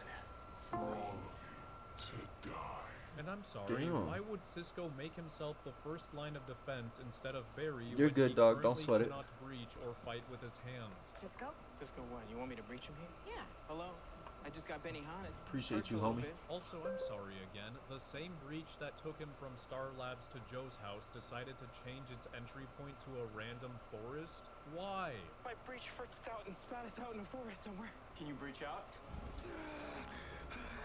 Oh, it just coincidentally fritzed out at this moment, even though I don't recall it ever doing this the other 100 times Cisco has breached. Correct me if I'm wrong though. Also, I'm sorry one last time, Cisco decided to leave the extrapolator behind and use his hands to breach here, despite them being cut open and knowing that the guy who can dampen meta powers And is steal them. possibly the Don't one forget at he can Joe's steal them house. too. He was literally the last person to have the extrapolator on him moments before this. Got him with this.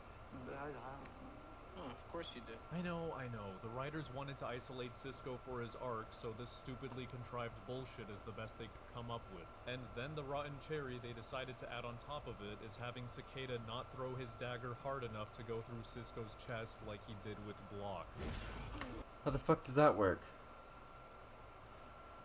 This motherfucker...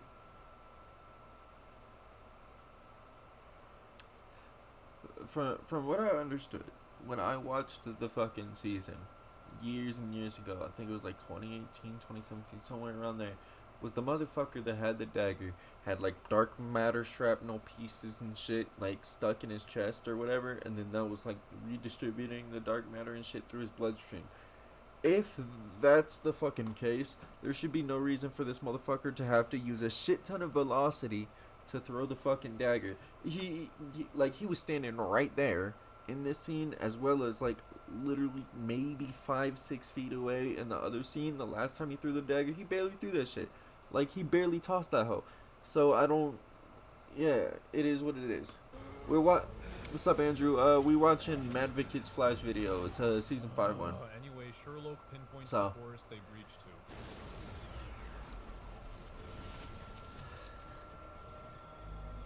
Bro's getting his shit stolen immediately. Wait.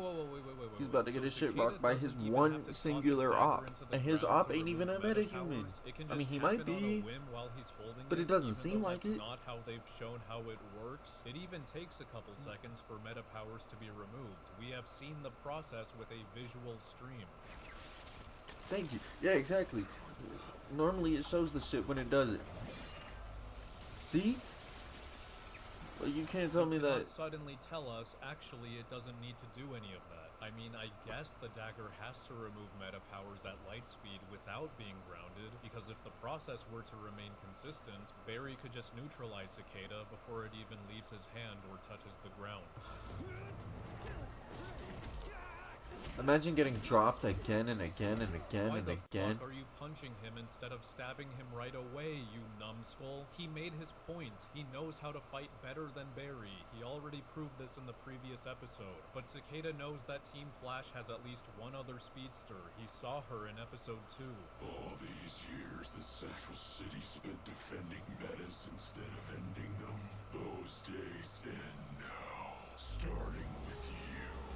other speedster could get here at any nanosecond and stop him before he activates his But I doubt dagger it though. again.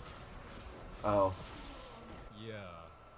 Like that. I fucking hate this trope. Villain spills his plan right before killing the hero, making it completely pointless, and giving the hero exactly enough time to be saved, especially when he didn't say anything during his I first hope he attempt does on too, Barry's because life. the Wait dude, a minute, like speaking of that DCU scene, Flash, I thought Barry was an exception after if it ain't Cicada good, found out he's a dad. I'm gonna give up on the Flash as a character. Like, straight up, you cannot be this fast, this smart in the comic books and everything, and then have them just completely butcher it over and over and over again.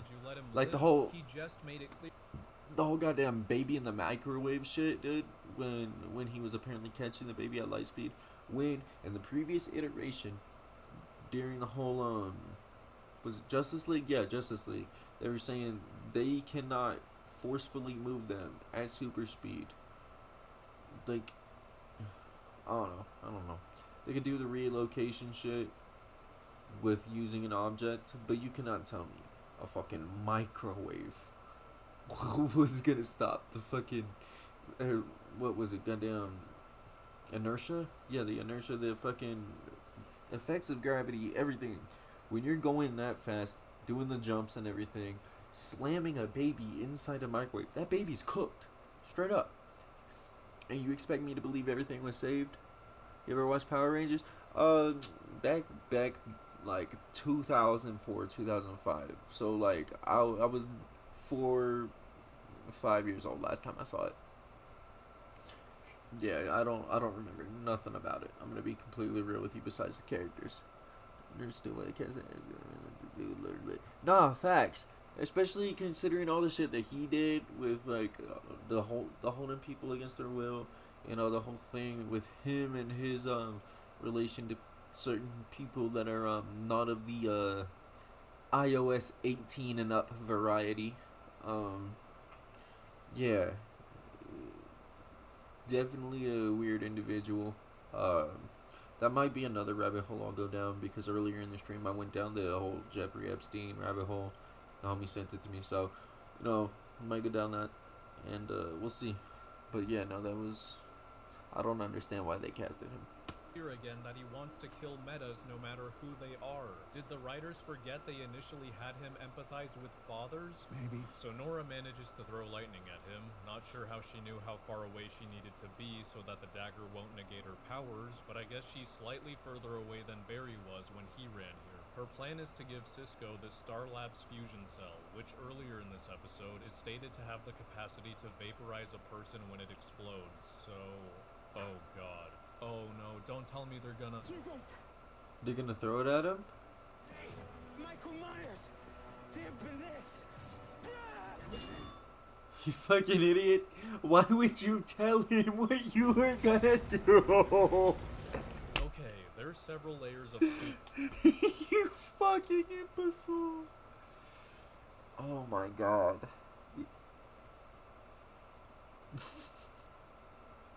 He admitted the one thing that was gonna help him win, bro.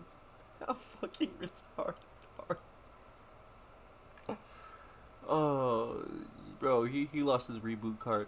What do you remember from Power Rangers? Literally just the fact that they existed, and that there was different color ones, and a giant Robo Dino thingy. Literally all I remember.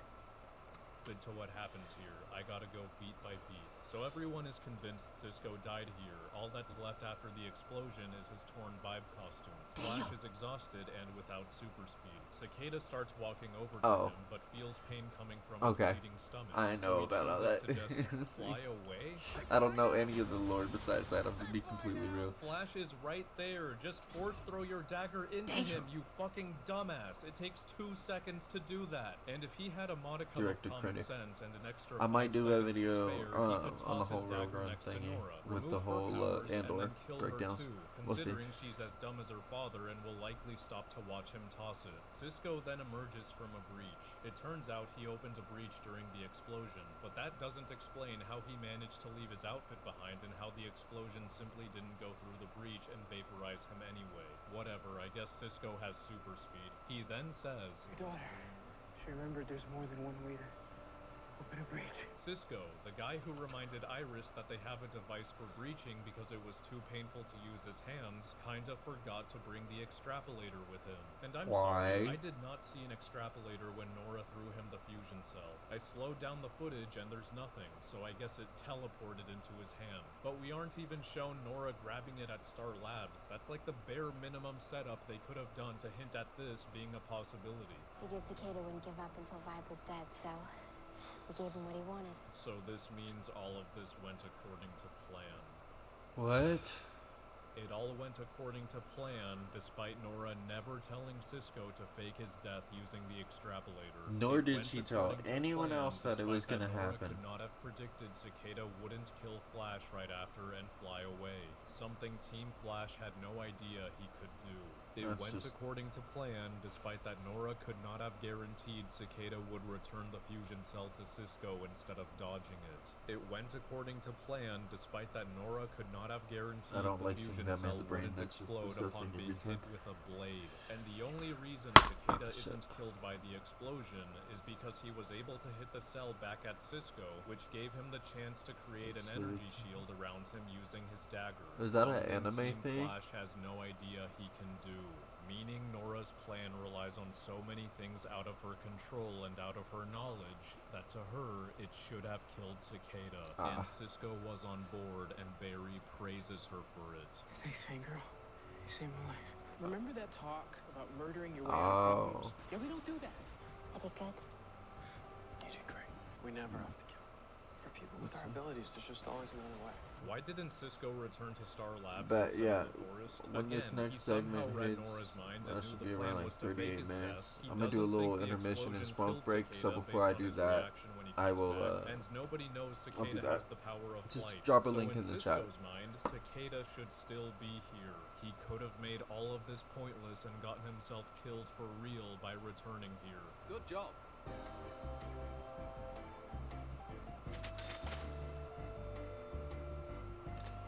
Dan almost died so many times already. And then Cisco is completely fine other than wearing a cast on his arm? I'm sorry, did they fucking forget that this happened? God damn! If a knife goes so deep into your back that you remain attached to it while it... Peep this shit. Peep this shit. And then Cisco is... Alright, we're gonna playback speed, right? We're gonna 0.5 this shit because watch. completely fine other than wearing a cast on his arm? I'm Facts. sorry, did they... Look at this shit. Look how he fucking... Like, you cannot tell me this man survived that shit. And then gets fucking ragdolled like that. Just completely dropped.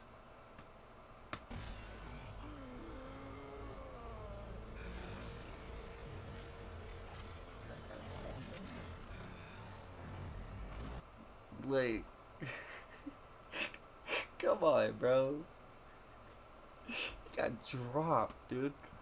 Alright, bet. Appreciate you linking that. No, like... you can't survive. I don't give a fuck if you're a meta-human, a normal human, a stupid human, a geriatric human, a young human, a human fusion. I don't give a fuck if you're a goddamn animorph, okay? You are not surviving that. Like, that shit's impossible.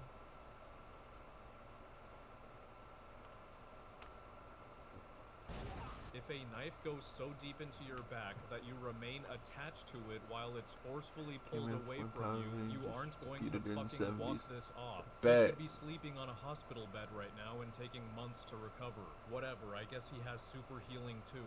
How the hell are we gonna catch this guy?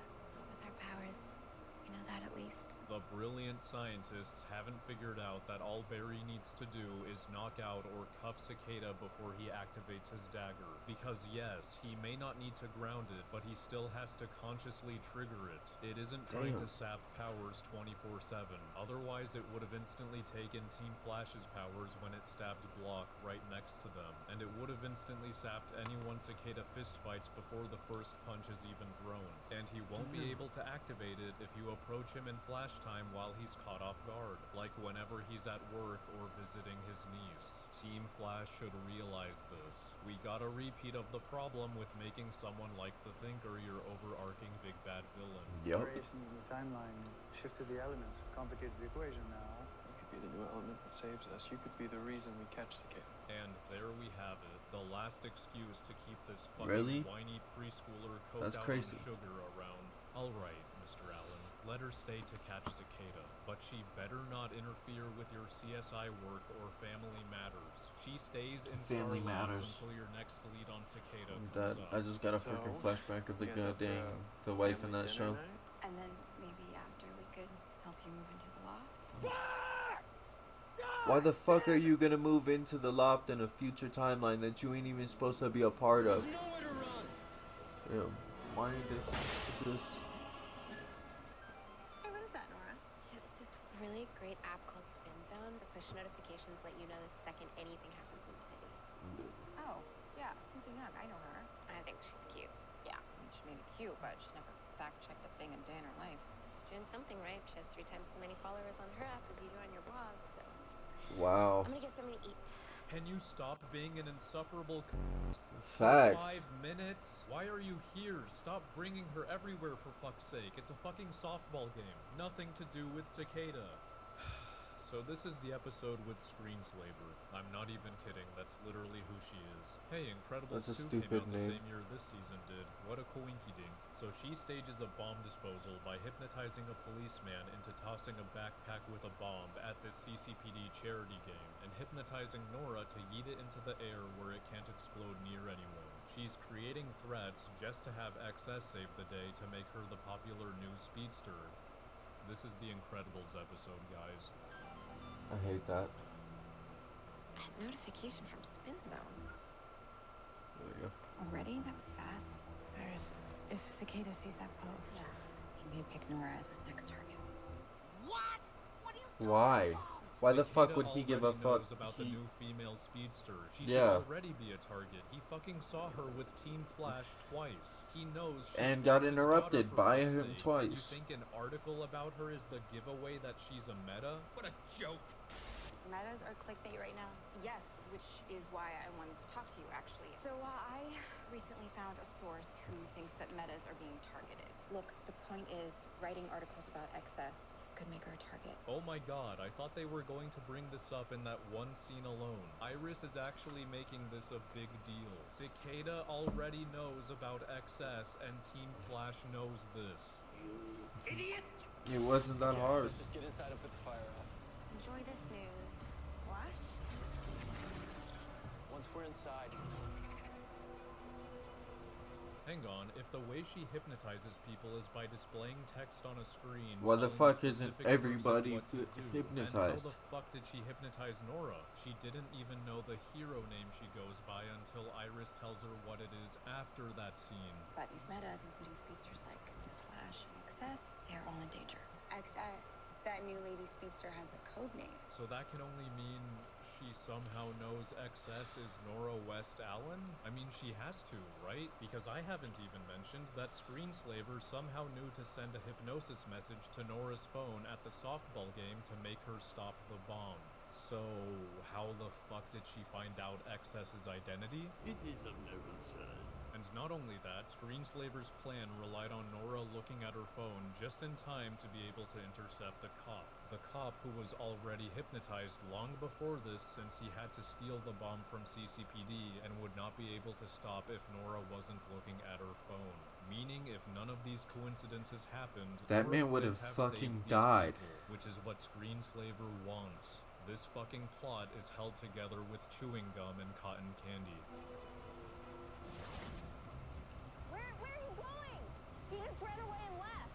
Nora was literally staring in the same direction Barry was. Did and she not see somehow the fucking completely missed thing? the screen with a hypnotic background with big bold letters stating Flash's in Thank you. Vegas. It's They say right she fucking missed it there. because she has no reaction to it, and they say this later. So maybe the abnormal activity was some sort of hypnotic induction? I don't know. I mean, I feel like one of us would have noticed somebody trying to hypnotize me. Yeah, and why would someone hypnotize us to save people? But Nora would have noticed if it weren't for her eyesight conveniently going blurry at that second.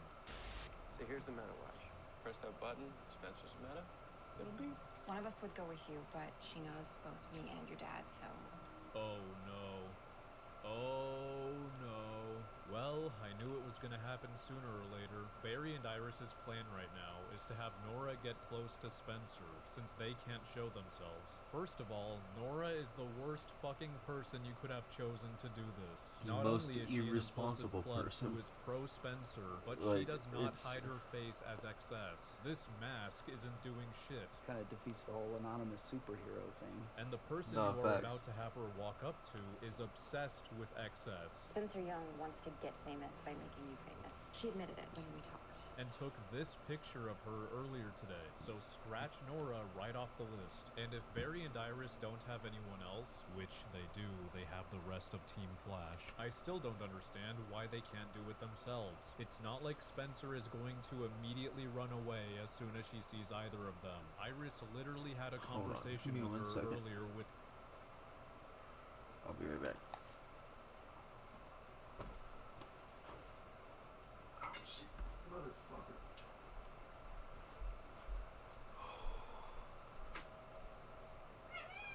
Hi, Bubba.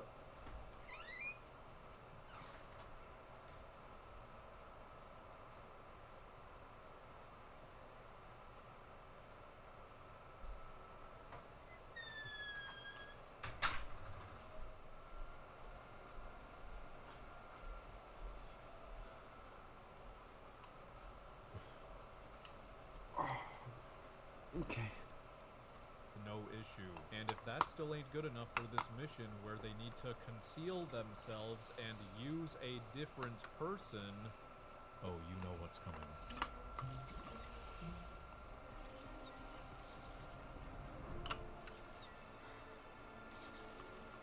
Use the fucking transmogrifier. The greatest The piece thing of that can espionage change tech your of entire all fucking time is appearance. at their disposal. I And they don't decide care to what forget your about it dumbass every headcanon fucking is time they for need why it. It's been missing since season 3. They never tell us it's out of commission, therefore it's still an option. I actually remember seeing someone claim when my season 4 video dropped that it was probably buried with HR after he died, which, like, I'm confused. This is miracle tech that saved Iris's life. Do you want Team Flash to be more stupid than they already are?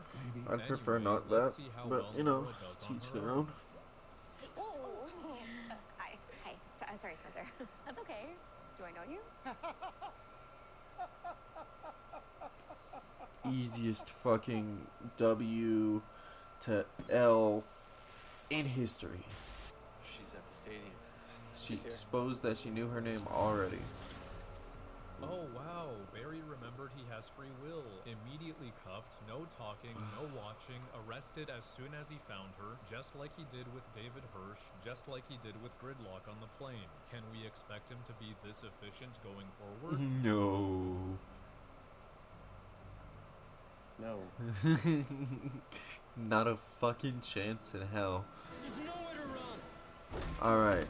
It's about to be intermission moment. So, now that I finished packing this half a bowl, what I will do is I'll pull up that fight video real quick. We'll switch to that. We'll go to intermission. And then, yeah. So,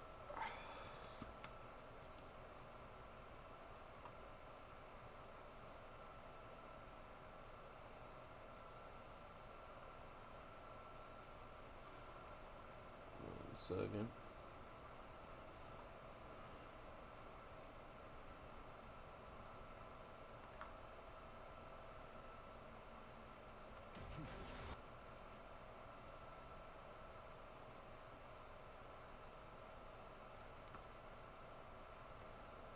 Okay.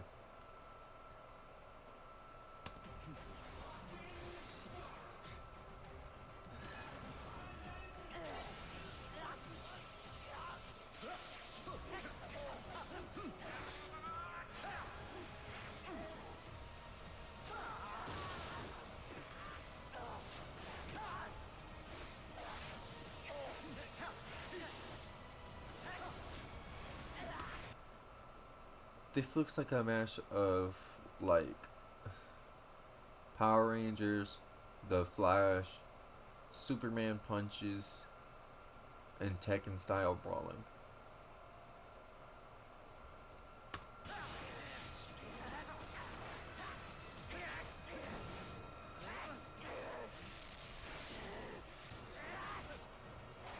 Yeah.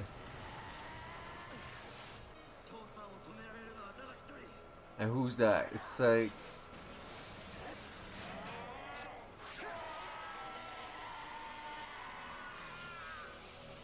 Wonder Twin powers activates. Like, for the DC Flash to be like understandable.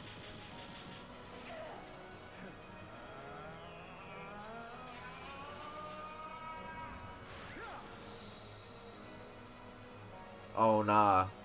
Oh nah, they better set off a nuke. They better set off a nuke. What the fuck? See.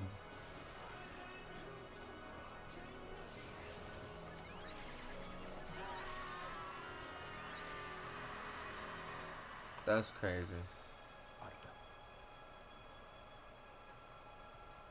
That's crazy. Who got their ass beat? The blue one? Damn. Oh, he absorbed his whole shit too. Damn. Hey, that was kind of clean. Alright. So, I'm about to go on an intermission real quick. I'm about to smoke this bowl. And then about anywhere from 3 to 5 minutes, we will get back to the stream. And back to watching Madvocate. So, yeah. I ain't gonna leave y'all with just blank silence, I promise. I'm not that much of a horrible individual, okay? Degenerate debauchery individual? Oh, definitely. Most definitely. But not a horrible individual. So, yeah, hope y'all enjoy this so far. Go ahead and enjoy this instrumental I was working on yesterday. So, yeah.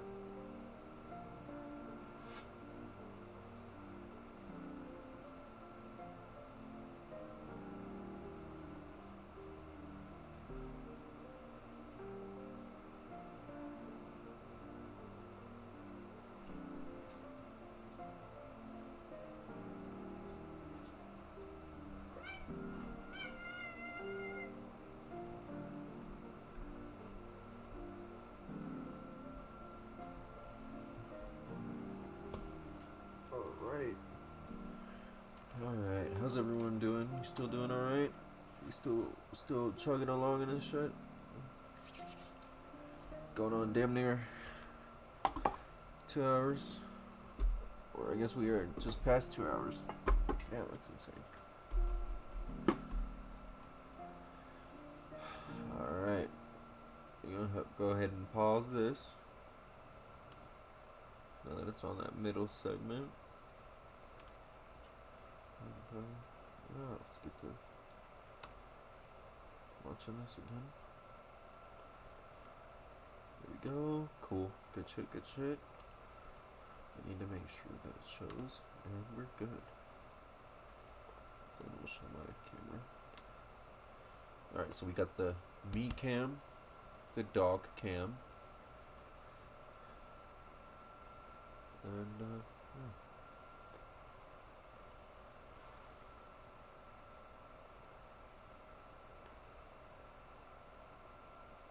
So the dog cam ain't dog camming right now, apparently. So give me 1 second.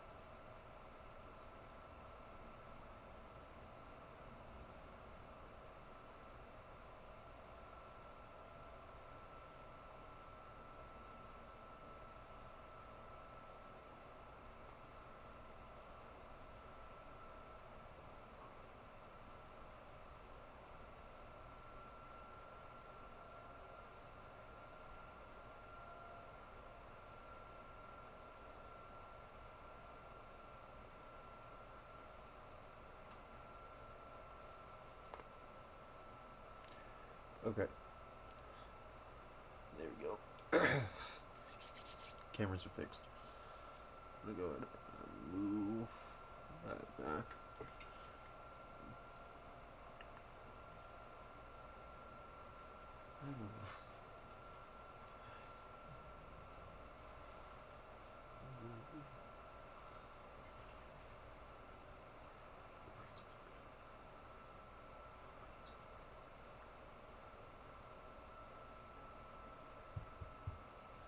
Okay.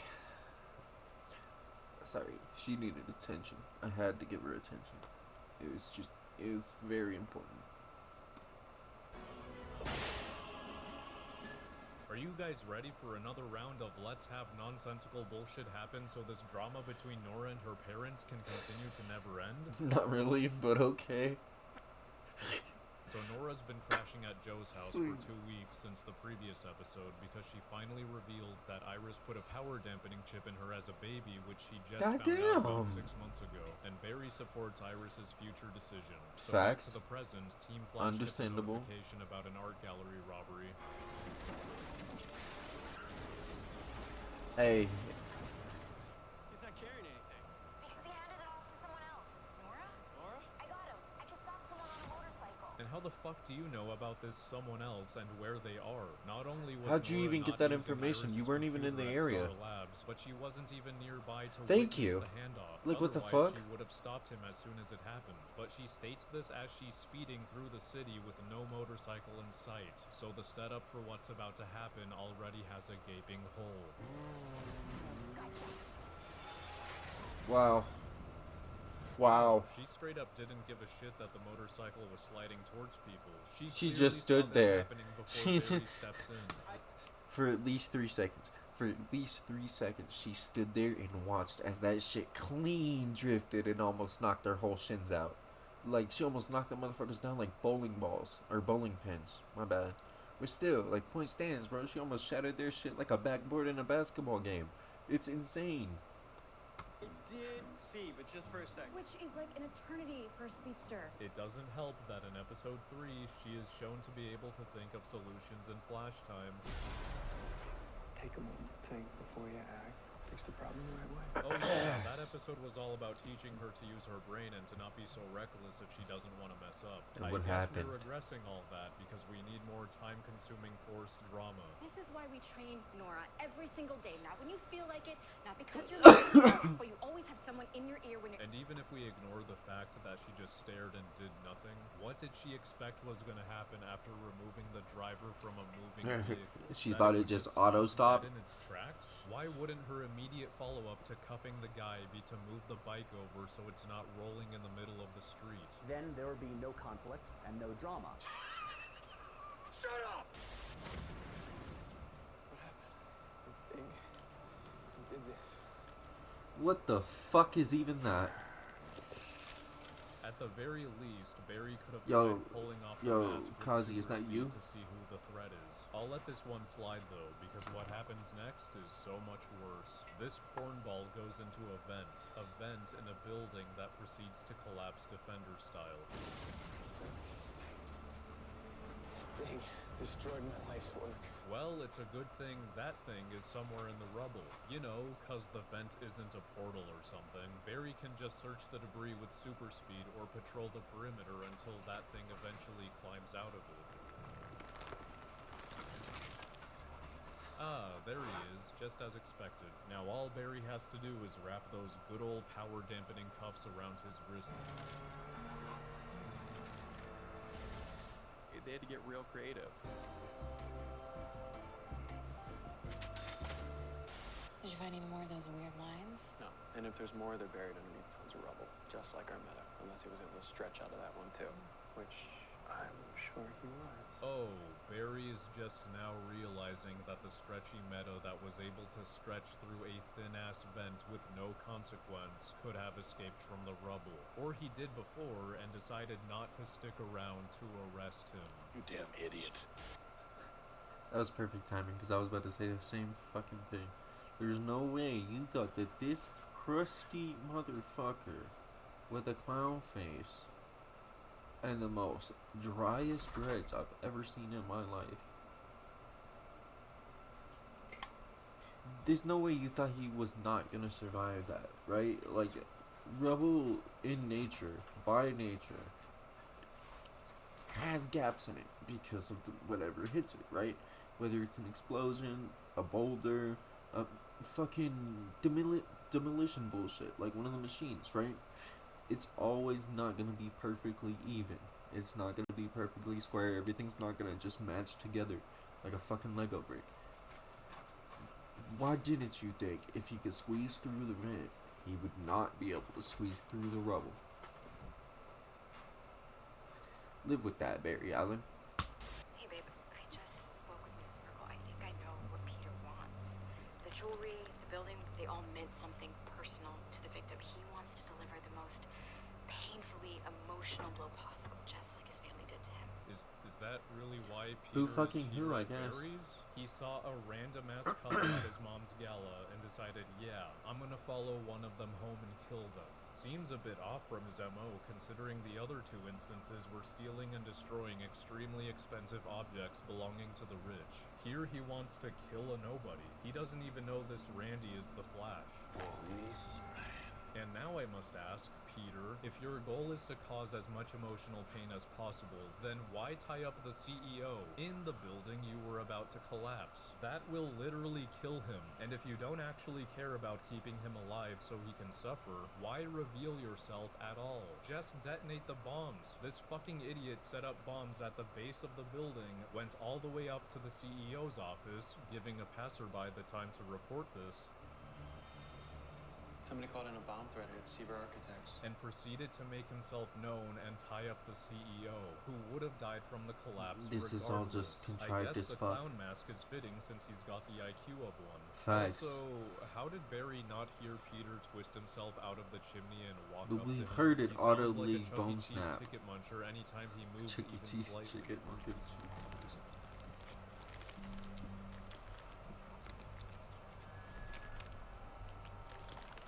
But sure, we'll just mute his volume and muffle it a little so it's slightly believable when Barry doesn't hear it and gets knocked out.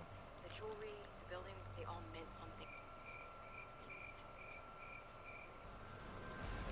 Yeah, sorry, that MO fits perfectly. Who do you think's his next victim? You. Deceptive editing.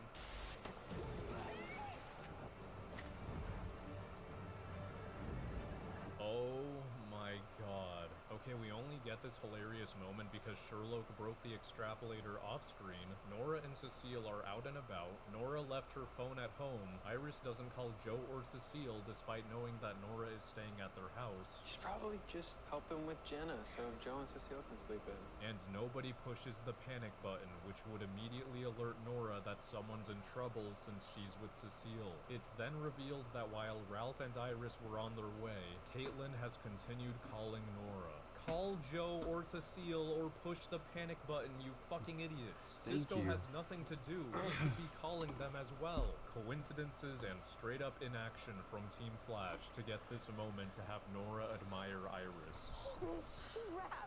You just threw yourself off a building to save Dad?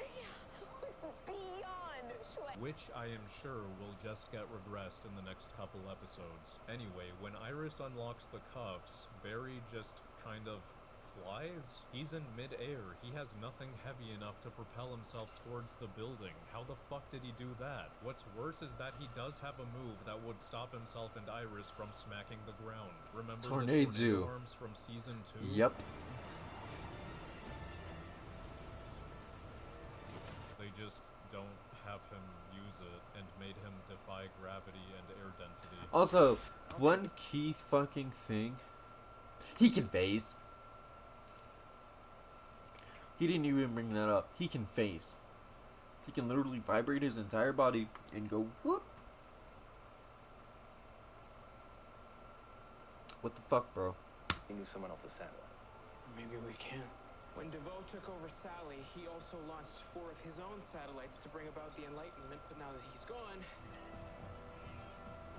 we've got eyes and ears. It has been months since the ending of Season 4. Episode 7 takes place on Thanksgiving, and they established the satellite crashed on May 22nd. There was a carnival the night the satellite crashed. And someone from Team Flash just thought about trying this. Iris fucking brought up how much of a problem this is in Episode 1. Without our Star Lab satellite, we've lost our eyes, our ears, our dark matter scanner, our facial recognition. I mean, we're always going to be one step behind these metas now. Cisco had no urgency to even try what would have been his only option to own a satellite. But just now. But no just urgency now. when there is an active metahuman killer who someone from the future claims to be unstoppable. And he hacked the 4 satellites in 10 fucking seconds. There's nowhere to run. Jon Snow is crazy. Darth Vader, goddamn. Throw the knife, throw the knife, throw the knife, throw the knife, throw the knife, throw the knife, throw the knife, throw the knife. For fuck's sake, stop risking every opportunity you get to achieve your one goal, especially when there are metas who could actually hurt or even kill you. Facts. Yeah, like that. Takeda wants to get hurt because it gives him more strength. Did you miss that one scene, Madvocate?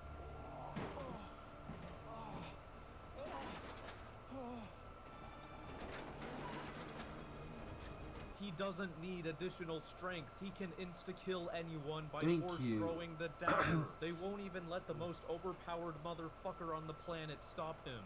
Just fucking stab yourself if you so badly want more strength. At least that way you can regulate the damage you take, rather than risk getting killed. Okay, so Caitlin's dad has made his grand debut this episode. He's been presumed dead by her for 20 years, but her, Barry, and Cisco recently found his location. And because he's dead, Caitlin works on a serum. Papa Snow previously claimed to not have an alter ego like Killer Frost, but then Barry and Caitlin come to this realization. If I give this serum to a human, it will suppress their malignant side. But if I give it to a cryogenic metahuman, it will permanently suppress their human side. If that's your father's alter ego. He's trying to wipe out my dad. So by this point, both Barry and Caitlin are pretty convinced that they've been conned by a bad man pretending to be her dad. Sorry, had to get that context out of the way to explain why it is fucking idiotic for Barry to stand around and do nothing as this guy confirms their suspicion to his face. Dad, why?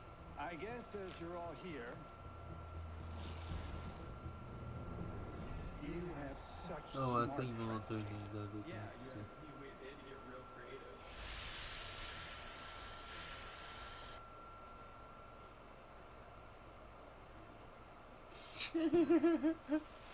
That's perfect. Suppose the liquid in your lungs is going to be turning into tiny icicles. Seriously, Barry was still able to use super speed despite getting shot by the cold gun. But this Also, insignificant he amount can of frost in the air is phase. enough to freeze the inside of his lungs, rendering him incapable of even He trying to run can away. phase. Stupid.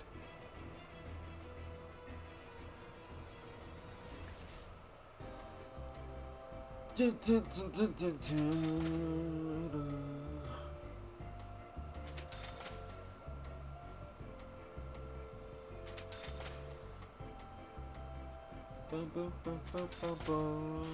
that the DoD site, look? The room is -7, but the array is -100. Wait, at this rate, in 5 minutes, the temperature will be -460 degrees, aka absolute zero, at which point he can inject himself with my serum. Okay, so given that this trio just had their lungs wrecked from a little bit of frost to the point where they collapsed and passed out, they should What probably fucking approach makes you this by think it's a not good just idea to entering the just room go that's there? about to reach absolute zero, right? Just a few episodes ago, we got Barry teaching Nora to stop rushing to fix things, Be to think responsible. before she acts. A lesson he supposedly learned the hard way from years of experience. So let's see what they do.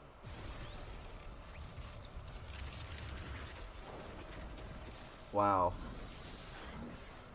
You fucking kidding me? Flash, don't you realize that speed and cold don't mix? People are not as smart as I thought. What do you mean by that? No, Thanks. Patrick, the show acknowledging this being a stupid move does not suddenly make it good writing. Well, what else were they supposed to do? They don't have time to strategize. The room is about to reach absolute zero, like you said. Oh, buddy boy, you are forgetting that Season 4 had a whole episode About a dedicated to nuke. thinking and planning with super speed amongst all of Team Flash. Just bring everyone into Flash time and discuss. Off the top of my head, they could open a breach behind Jon Snow and do something without fully passing through, like pulling him in, knocking him out, shooting him with Joe's taser gun, or anything similar. We know they can see people's exact locations with satellites, and they can pinpoint where to open breaches with the extrapolator, which Cisco has fixed by now. Or you know what? Let's go even simpler. Cisco! Snort hit me with this cold gun. I'm bringing the heat right now. Thermothreading, baby. It's a little something I added for situations exactly like this one. And you couldn't have said it literally any If other Barry time turned this on happened? before running in, it could counterbalance the room temp and allow him to use Thank super you. speed. If you're going to tell me the more advanced suit from the future lacks older functions, Stupid. and I'm sorry, but even without the heating function, I don't buy that Barry wouldn't have been able to relocate Snow and turn off the array if he had gone as fast as he did in Enter Flash time. His body temperature would take time to drop, even if it took 1 second, but his top speed is so far beyond that, so Flash time is another option. But nah, go slower and bring every superhero on your team at the same time so they can all collapse and die. The only reason they don't is because Caitlin is immune to sub-zero temperatures? No, getting the body temperature as normal. Caitlin, you must be immune. So why the fuck was she not immune to the little frost cloud from mere minutes ago? Did it anyway, fucking Killer Frost saved activate the a day, gene but then or Jon something? Snow is suddenly able to fly with his ice powers, I guess, so... Wow. We've been thinking DeVoe used melting point's powers, that he changed your meta-DNA and removed Killer Frost from you. DeVoe used a different set of powers. Brainstorm. All they did was create a mental block. Oh yeah, I suppose I need to acknowledge this new piece of info since I also called the removal of Killer Frost a result of Melting Point's powers in the previous video. Caitlin still made physical contact with DeVoe, the action that automatically causes meta powers to be removed. They made it clear this isn't a conscious decision.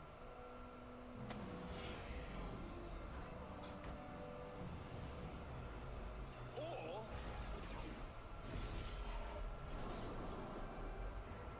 you did this, not me. But then DeVoe was somehow able to stop himself from taking away Barry's, Ralph's, and Caitlin's powers upon them touching him. So I guess this "it was actually a mental block" explanation is consistent with what was possible in Season 4. It's consistent with one of the inconsistent rules, if you will. Speaking of retaining powers, I said this in the previous video. Ralph should now have a dozen superpowers because he's in the body that has said powers. I'm sure they didn't forget that and will remember this in Season 5. No. Ralph did not, in fact, keep those superpowers, only the stretching one. They all disappeared somehow when his consciousness took over the body that possessed them all. In But that fact, was he his shouldn't even have body. the stretching power anymore. It would have disappeared along with the rest, but I guess they didn't want Ralph to become overpowered but still be elongated man, so they pulled this nonsense. If you're going to tell me DeVoe transferred a dozen superpowers to his chair along with his consciousness by just pressing his ring on it like it's a tap-to-pay credit card,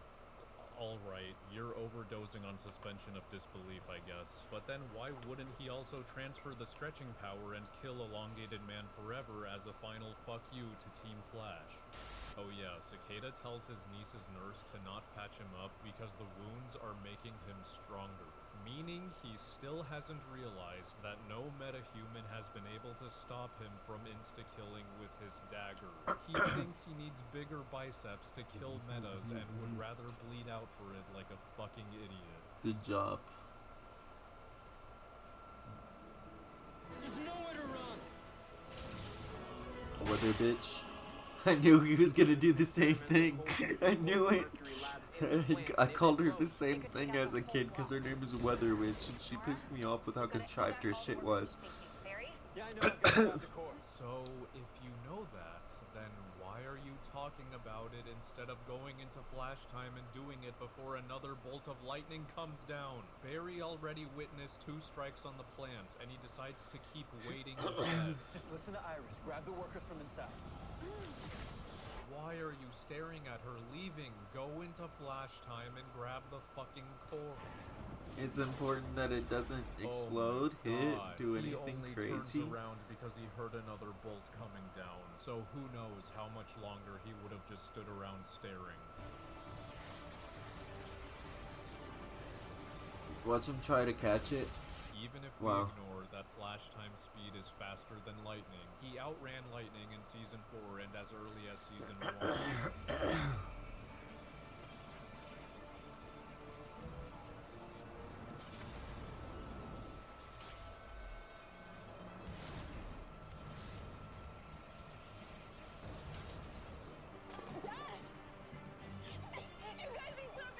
He's going into cardiac arrest. She needs to restart his heart.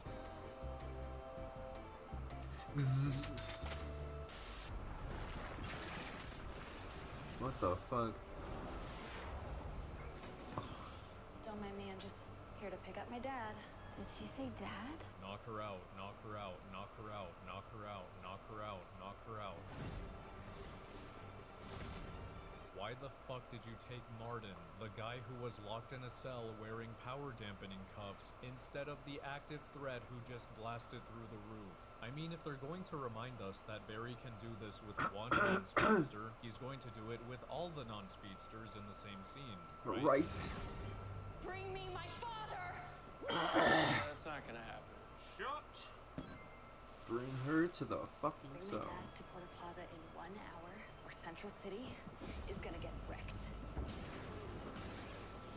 They had to get real creative. Look, she has instant lightning on command. There's no way you're gonna be able to get that staff. She's gonna have to give it up willingly. Oh my fucking god, the writers are actually You guys fully got aware flash that time. It looks really stupid that Barry instantly imprisoned Martin but not his daughter, so they've pulled this bullshit explanation. You gotta love how brainlet Alan's like. Oh, yeah, that's a good point. We got 20 minutes before she destroys the entire city, so what is the plan? We only have one choice. We give her what she wants. Oi, dipshits. Weather Wizard cannot react to the fucking Flash. She would have to be able to track him as he's running with super speed and predict exactly where he will be to summon a bolt that will hit him at the right time. And that's if he isn't watching the sky to avoid getting struck, because he can. You goddamn donkeys. She's here. Shut. Take the staff, knock her out. Take the staff, knock her out. Take the staff, knock her out. Take the staff, knock her out. Take the staff, knock her out. Take the staff, knock her out. Take the staff, knock her out. Take the staff, knock her out. Take the staff, knock her out. All right, Joss.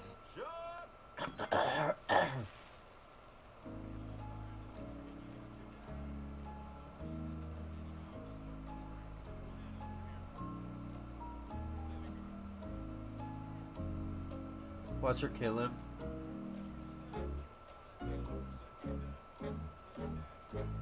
Try this.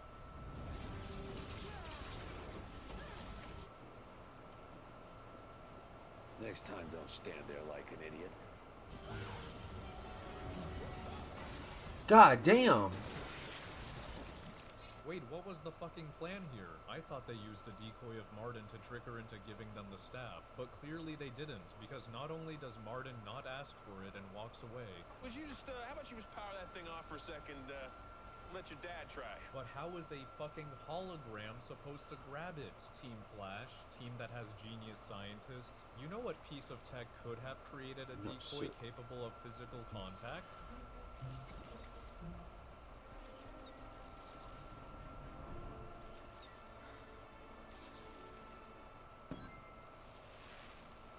And now I must ask you, Team Flush, if your plan was Team to not Flush is get the crazy. staff handed to you, and Weather Bitch didn't end up trying to kill her dad, then what do you think was going to happen when the either way. hologram is immediately exposed when she tries to touch him? The deal is off, and she destroys the city. So yeah, I have no fucking clue what they were trying to accomplish, because none of this would have ended with her being able to give them the staff, as Cisco claims is their only option. So pissed. This city will drown, crumble, burn because of you. Acting.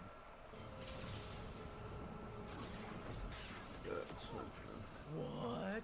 But I thought speedsters weren't fast enough to avoid lightning like you keep trying to tell me, show. She has instant lightning on command. There's no way you're gonna be able to get that staff from her. How the fuck was Nora able to move Barry out of the way in time? Especially Plot. when she's supposed to be slower than him from only having powers for 6 months. I'm gonna follow her. Wait, are you serious right now? You almost just died. Again, and you don't seem to care. Where's this coming from? You know how dangerous our job is. Fuck yeah, she does. She even had a chat with Iris earlier this episode about the truth of Barry's job and the nature of his character. So the Flash Museum has a 3D model of Dad just running straight into it to save the city. God, it must have been so epic to be there. We didn't know if your dad was gonna come back. Ronnie didn't. The museum says that Dad just saved everybody. I guess there's things that the museum left out. Like your dad gave himself to the Speed Force to save the city.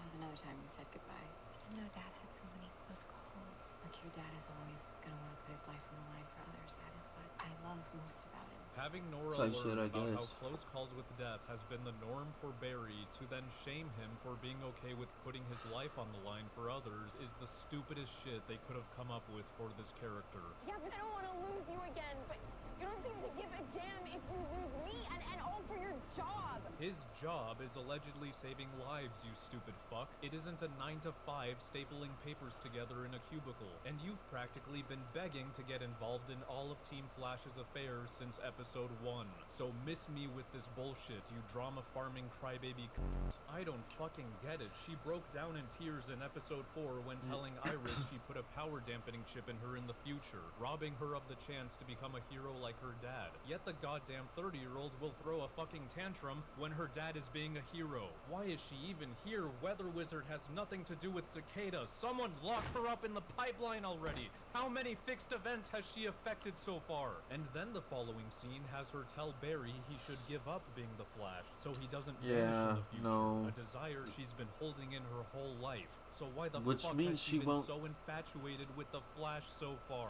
Oh my god, Daddy, I've met I just want everyone to understand this, right?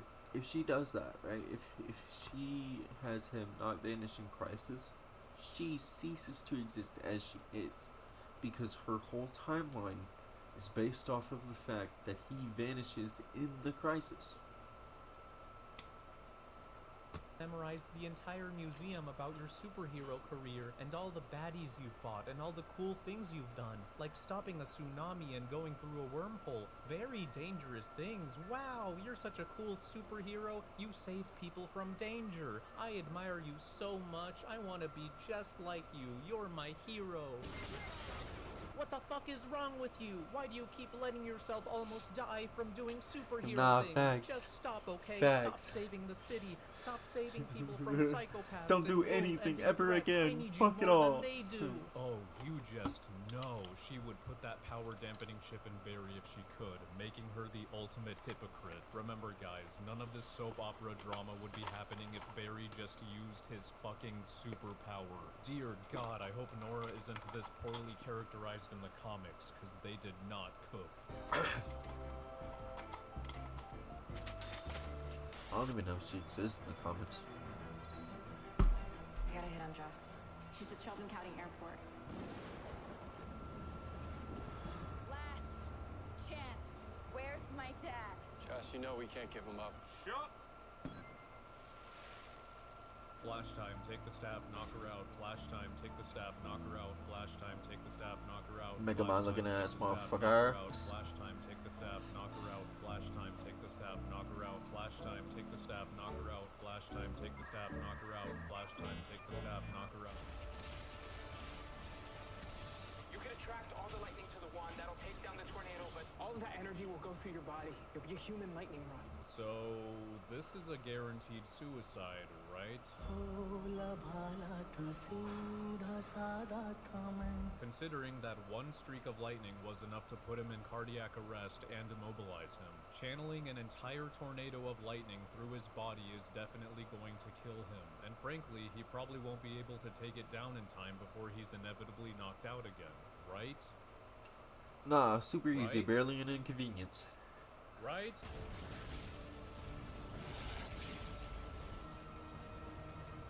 It's okay.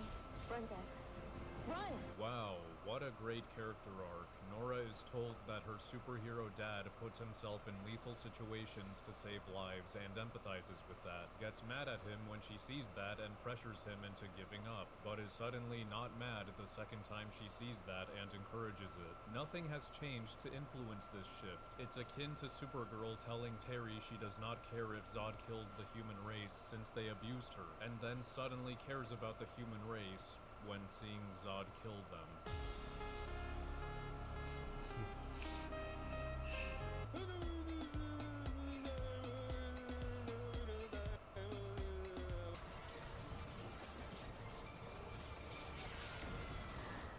That should have killed her though, right? Oh, Barry is completely fine, despite the show telling us he can't even take one serving of lightning. Also, what is this fabricated tension? Barry? Nora, do you see him?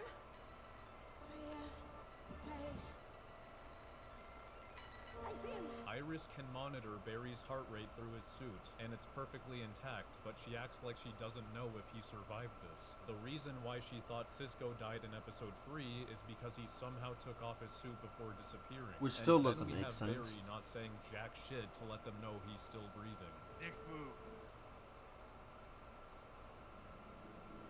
There's nowhere to run. Ninja Lord joins the battle again. I respect your spirit, Barry Allen, but as long as Cicada has his dagger to dampen your powers, there's no stopping him. I already explained how the dagger isn't sapping powers 24/7, therefore a speedster can stop him, and they should realize this by now. So how does the team full of genius scientists respond to this? Oh, yeah, that's a good point. So the plan they come up with, instigated by none other than Nora, is to endgame this shit. They are going to time travel to 3 points in the past to obtain 2 items they need that will negate Cicada's dagger and hide it somewhere in the hospital. Are you fucking serious? All because Birdbrain Allen refuses to cuff Cicada with super speed. I don't... Why? Just why? Why? Why was this show still getting renewed when they refused to have these chucklefucks commit to their characterization from the previous season, the previous episode, the previous scene? This piece of shit refused to travel back 5 seconds to stop a fucking nuke from cooking Central City, but he's completely on board with this just to maybe deactivate the dagger. We're only 8 episodes in. I don't have the energy nor patience for this. You're not coming with me. Why? It's too risky with the timeline. All right, look, time travel it's complicated. I know. I've already done it. And look what happened.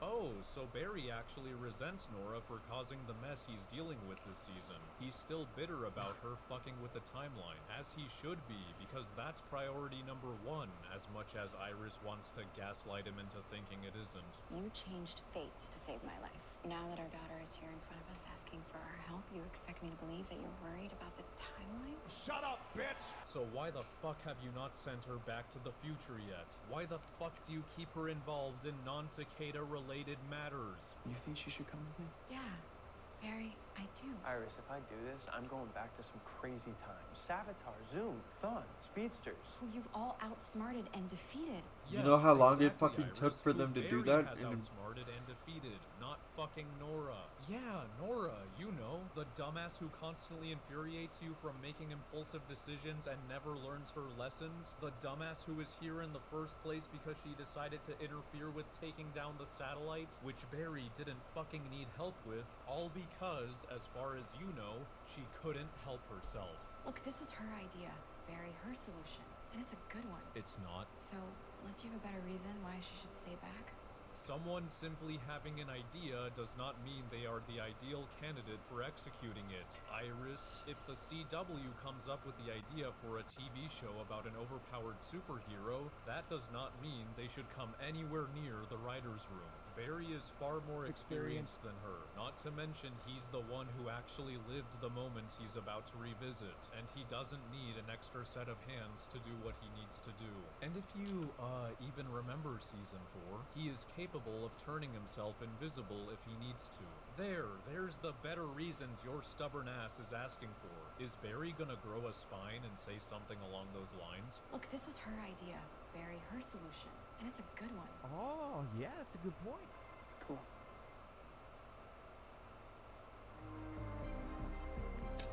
Well, that's pretty tone deaf, isn't it? He's not inviting you to a fucking business trip in Mykonos. He's about to revisit some of his most traumatic life events caused by mass murdering psychopaths. And God, you just Iris have and Nora to suck. Don't go off book. If anything goes wrong, do exactly as I said. Things usually go wrong? Yes. That is the worst possible thing you could have said in the worst possible tone. I would have kicked her off the mission just from that. Maybe Twitter Barry was onto something when he said smug and sarcastic characters are objectively bad. What? When am I get the chance to do that? Oh, Ralph, my beloved, they will never make me hate you. Oh, fuck. So ass. Is that Savitar?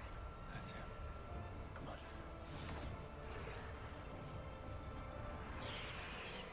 Oh, that's a time wraith. They remembered time wraiths are a thing. An interdimensional entity designed to protect the timeline showed up as soon as Barry and Nora went to the past, but one never showed up for Nora across several months despite her constantly changing the timeline.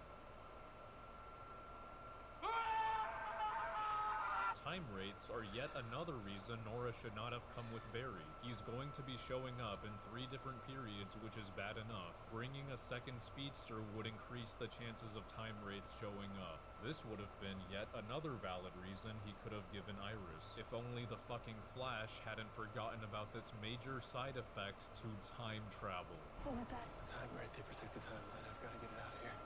Nora, you're gonna have to get the shard, okay? Meet me in the forest when we first arrive. Well, that's lucky that the Speed Force didn't send 2 wraiths for them, kinda like how it did for one man in Season 2, and lucky that it chose to go after Barry instead of the Speedster standing still, who is potentially about to interfere with a major timeline-defining event. I mean, none of this makes a difference anyway. He may tell Nora that she has to get the shard, but she really doesn't. All Barry has to do is wait for the Savitar suit to explode, come back in flash time, and then dip. Also, they're doing the thing where the time wraith is only as fast as Barry is going at the moment, meaning it has super speed, but it won't use it to immediately catch up to him when he's moving normally. Instead, it decides to travel normally too. So he's an idiot. Yeah. Barry and Nora continue to run through time while the Wraith is right behind them, but then Ready it to doesn't beat show up for and over put 4 belt minutes after to they've exited ass. in 2016. Even though, when they traveled to 2017, it showed up 40 seconds after they arrived with no precedent. Why the fuck didn't it just exit the Speed Force when they did? It is of no concern.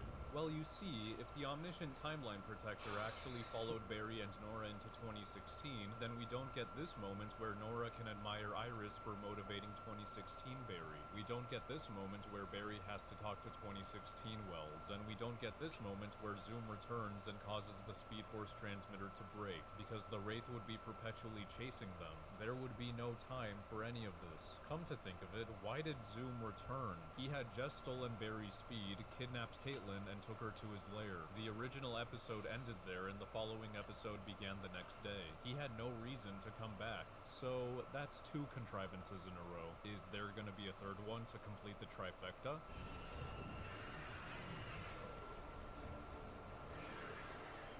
Wow, really lucky that the Wraith decided to show up now to stop Zoom from attacking Barry. Really lucky that it's now faster than them when it wasn't able to catch up to Barry and Nora mere minutes ago. No! Now we have no way to stop Cicada. I mean, I don't even know when we are. Dad, we can fix this. I can't fix this, Nora. Cisco can't even fix this. This is Wells' tech. Are you fucking kidding me? This thing came apart like 2 Lego pieces. There's even a wire still connecting the 2. It didn't snap, it didn't shatter, it didn't bend, it didn't leak. I don't fucking believe you when you say the man who regularly performs technological marvels can't fix it. Anyway, let's see how the only person who can fix it, according to Barry, fixes it. Someone smarter than you? I doubt it. How's that? For this. You know what's funny about your dad? Using Savitar's suit.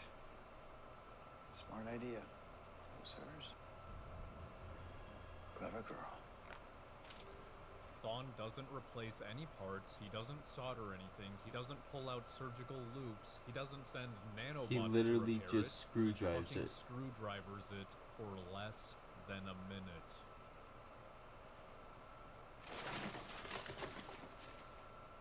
Cisco can't even fix this. This is Wells' tech.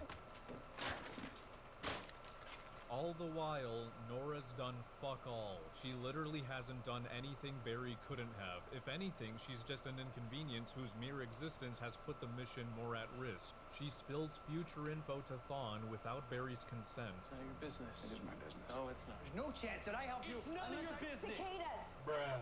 You're gonna actually have to have his dagger in your possession. We've got that covered. You've got that covered. How's that? For this. And then she feels the need to touch the reverse flash suit for no fucking reason. Really hate him, don't you? Do you not know what he did? I know he was your archenemy. If you know he was Barry's archenemy, then why the fuck are you surprised that Barry hates him? Especially when you were just shaking in your boots with puppy dog eyes as Thawne was screaming at your dad. Anyway, apparently future Iris never tells Nora that Eobard killed Barry's mom, so Barry reveals that to her here. That's why you didn't want me to come with you, isn't it? It's not because it was dangerous.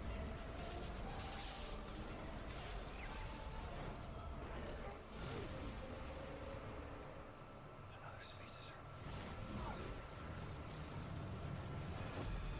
It's not because it was dangerous or because of the timeline, but because you didn't want me to know these awful things about you, so it's not what I would remember most. Stop fucking gaslighting him into thinking the timeline doesn't matter. Barry was just surprised by Nora not knowing Thawne killed his mom. He thought she already knew this awful fact about his life, so that excuse doesn't work. If Barry doesn't give a single shit about the timeline as this season is desperately trying to convince everyone of, then why the fuck didn't he go back 5 seconds and stop the nuke?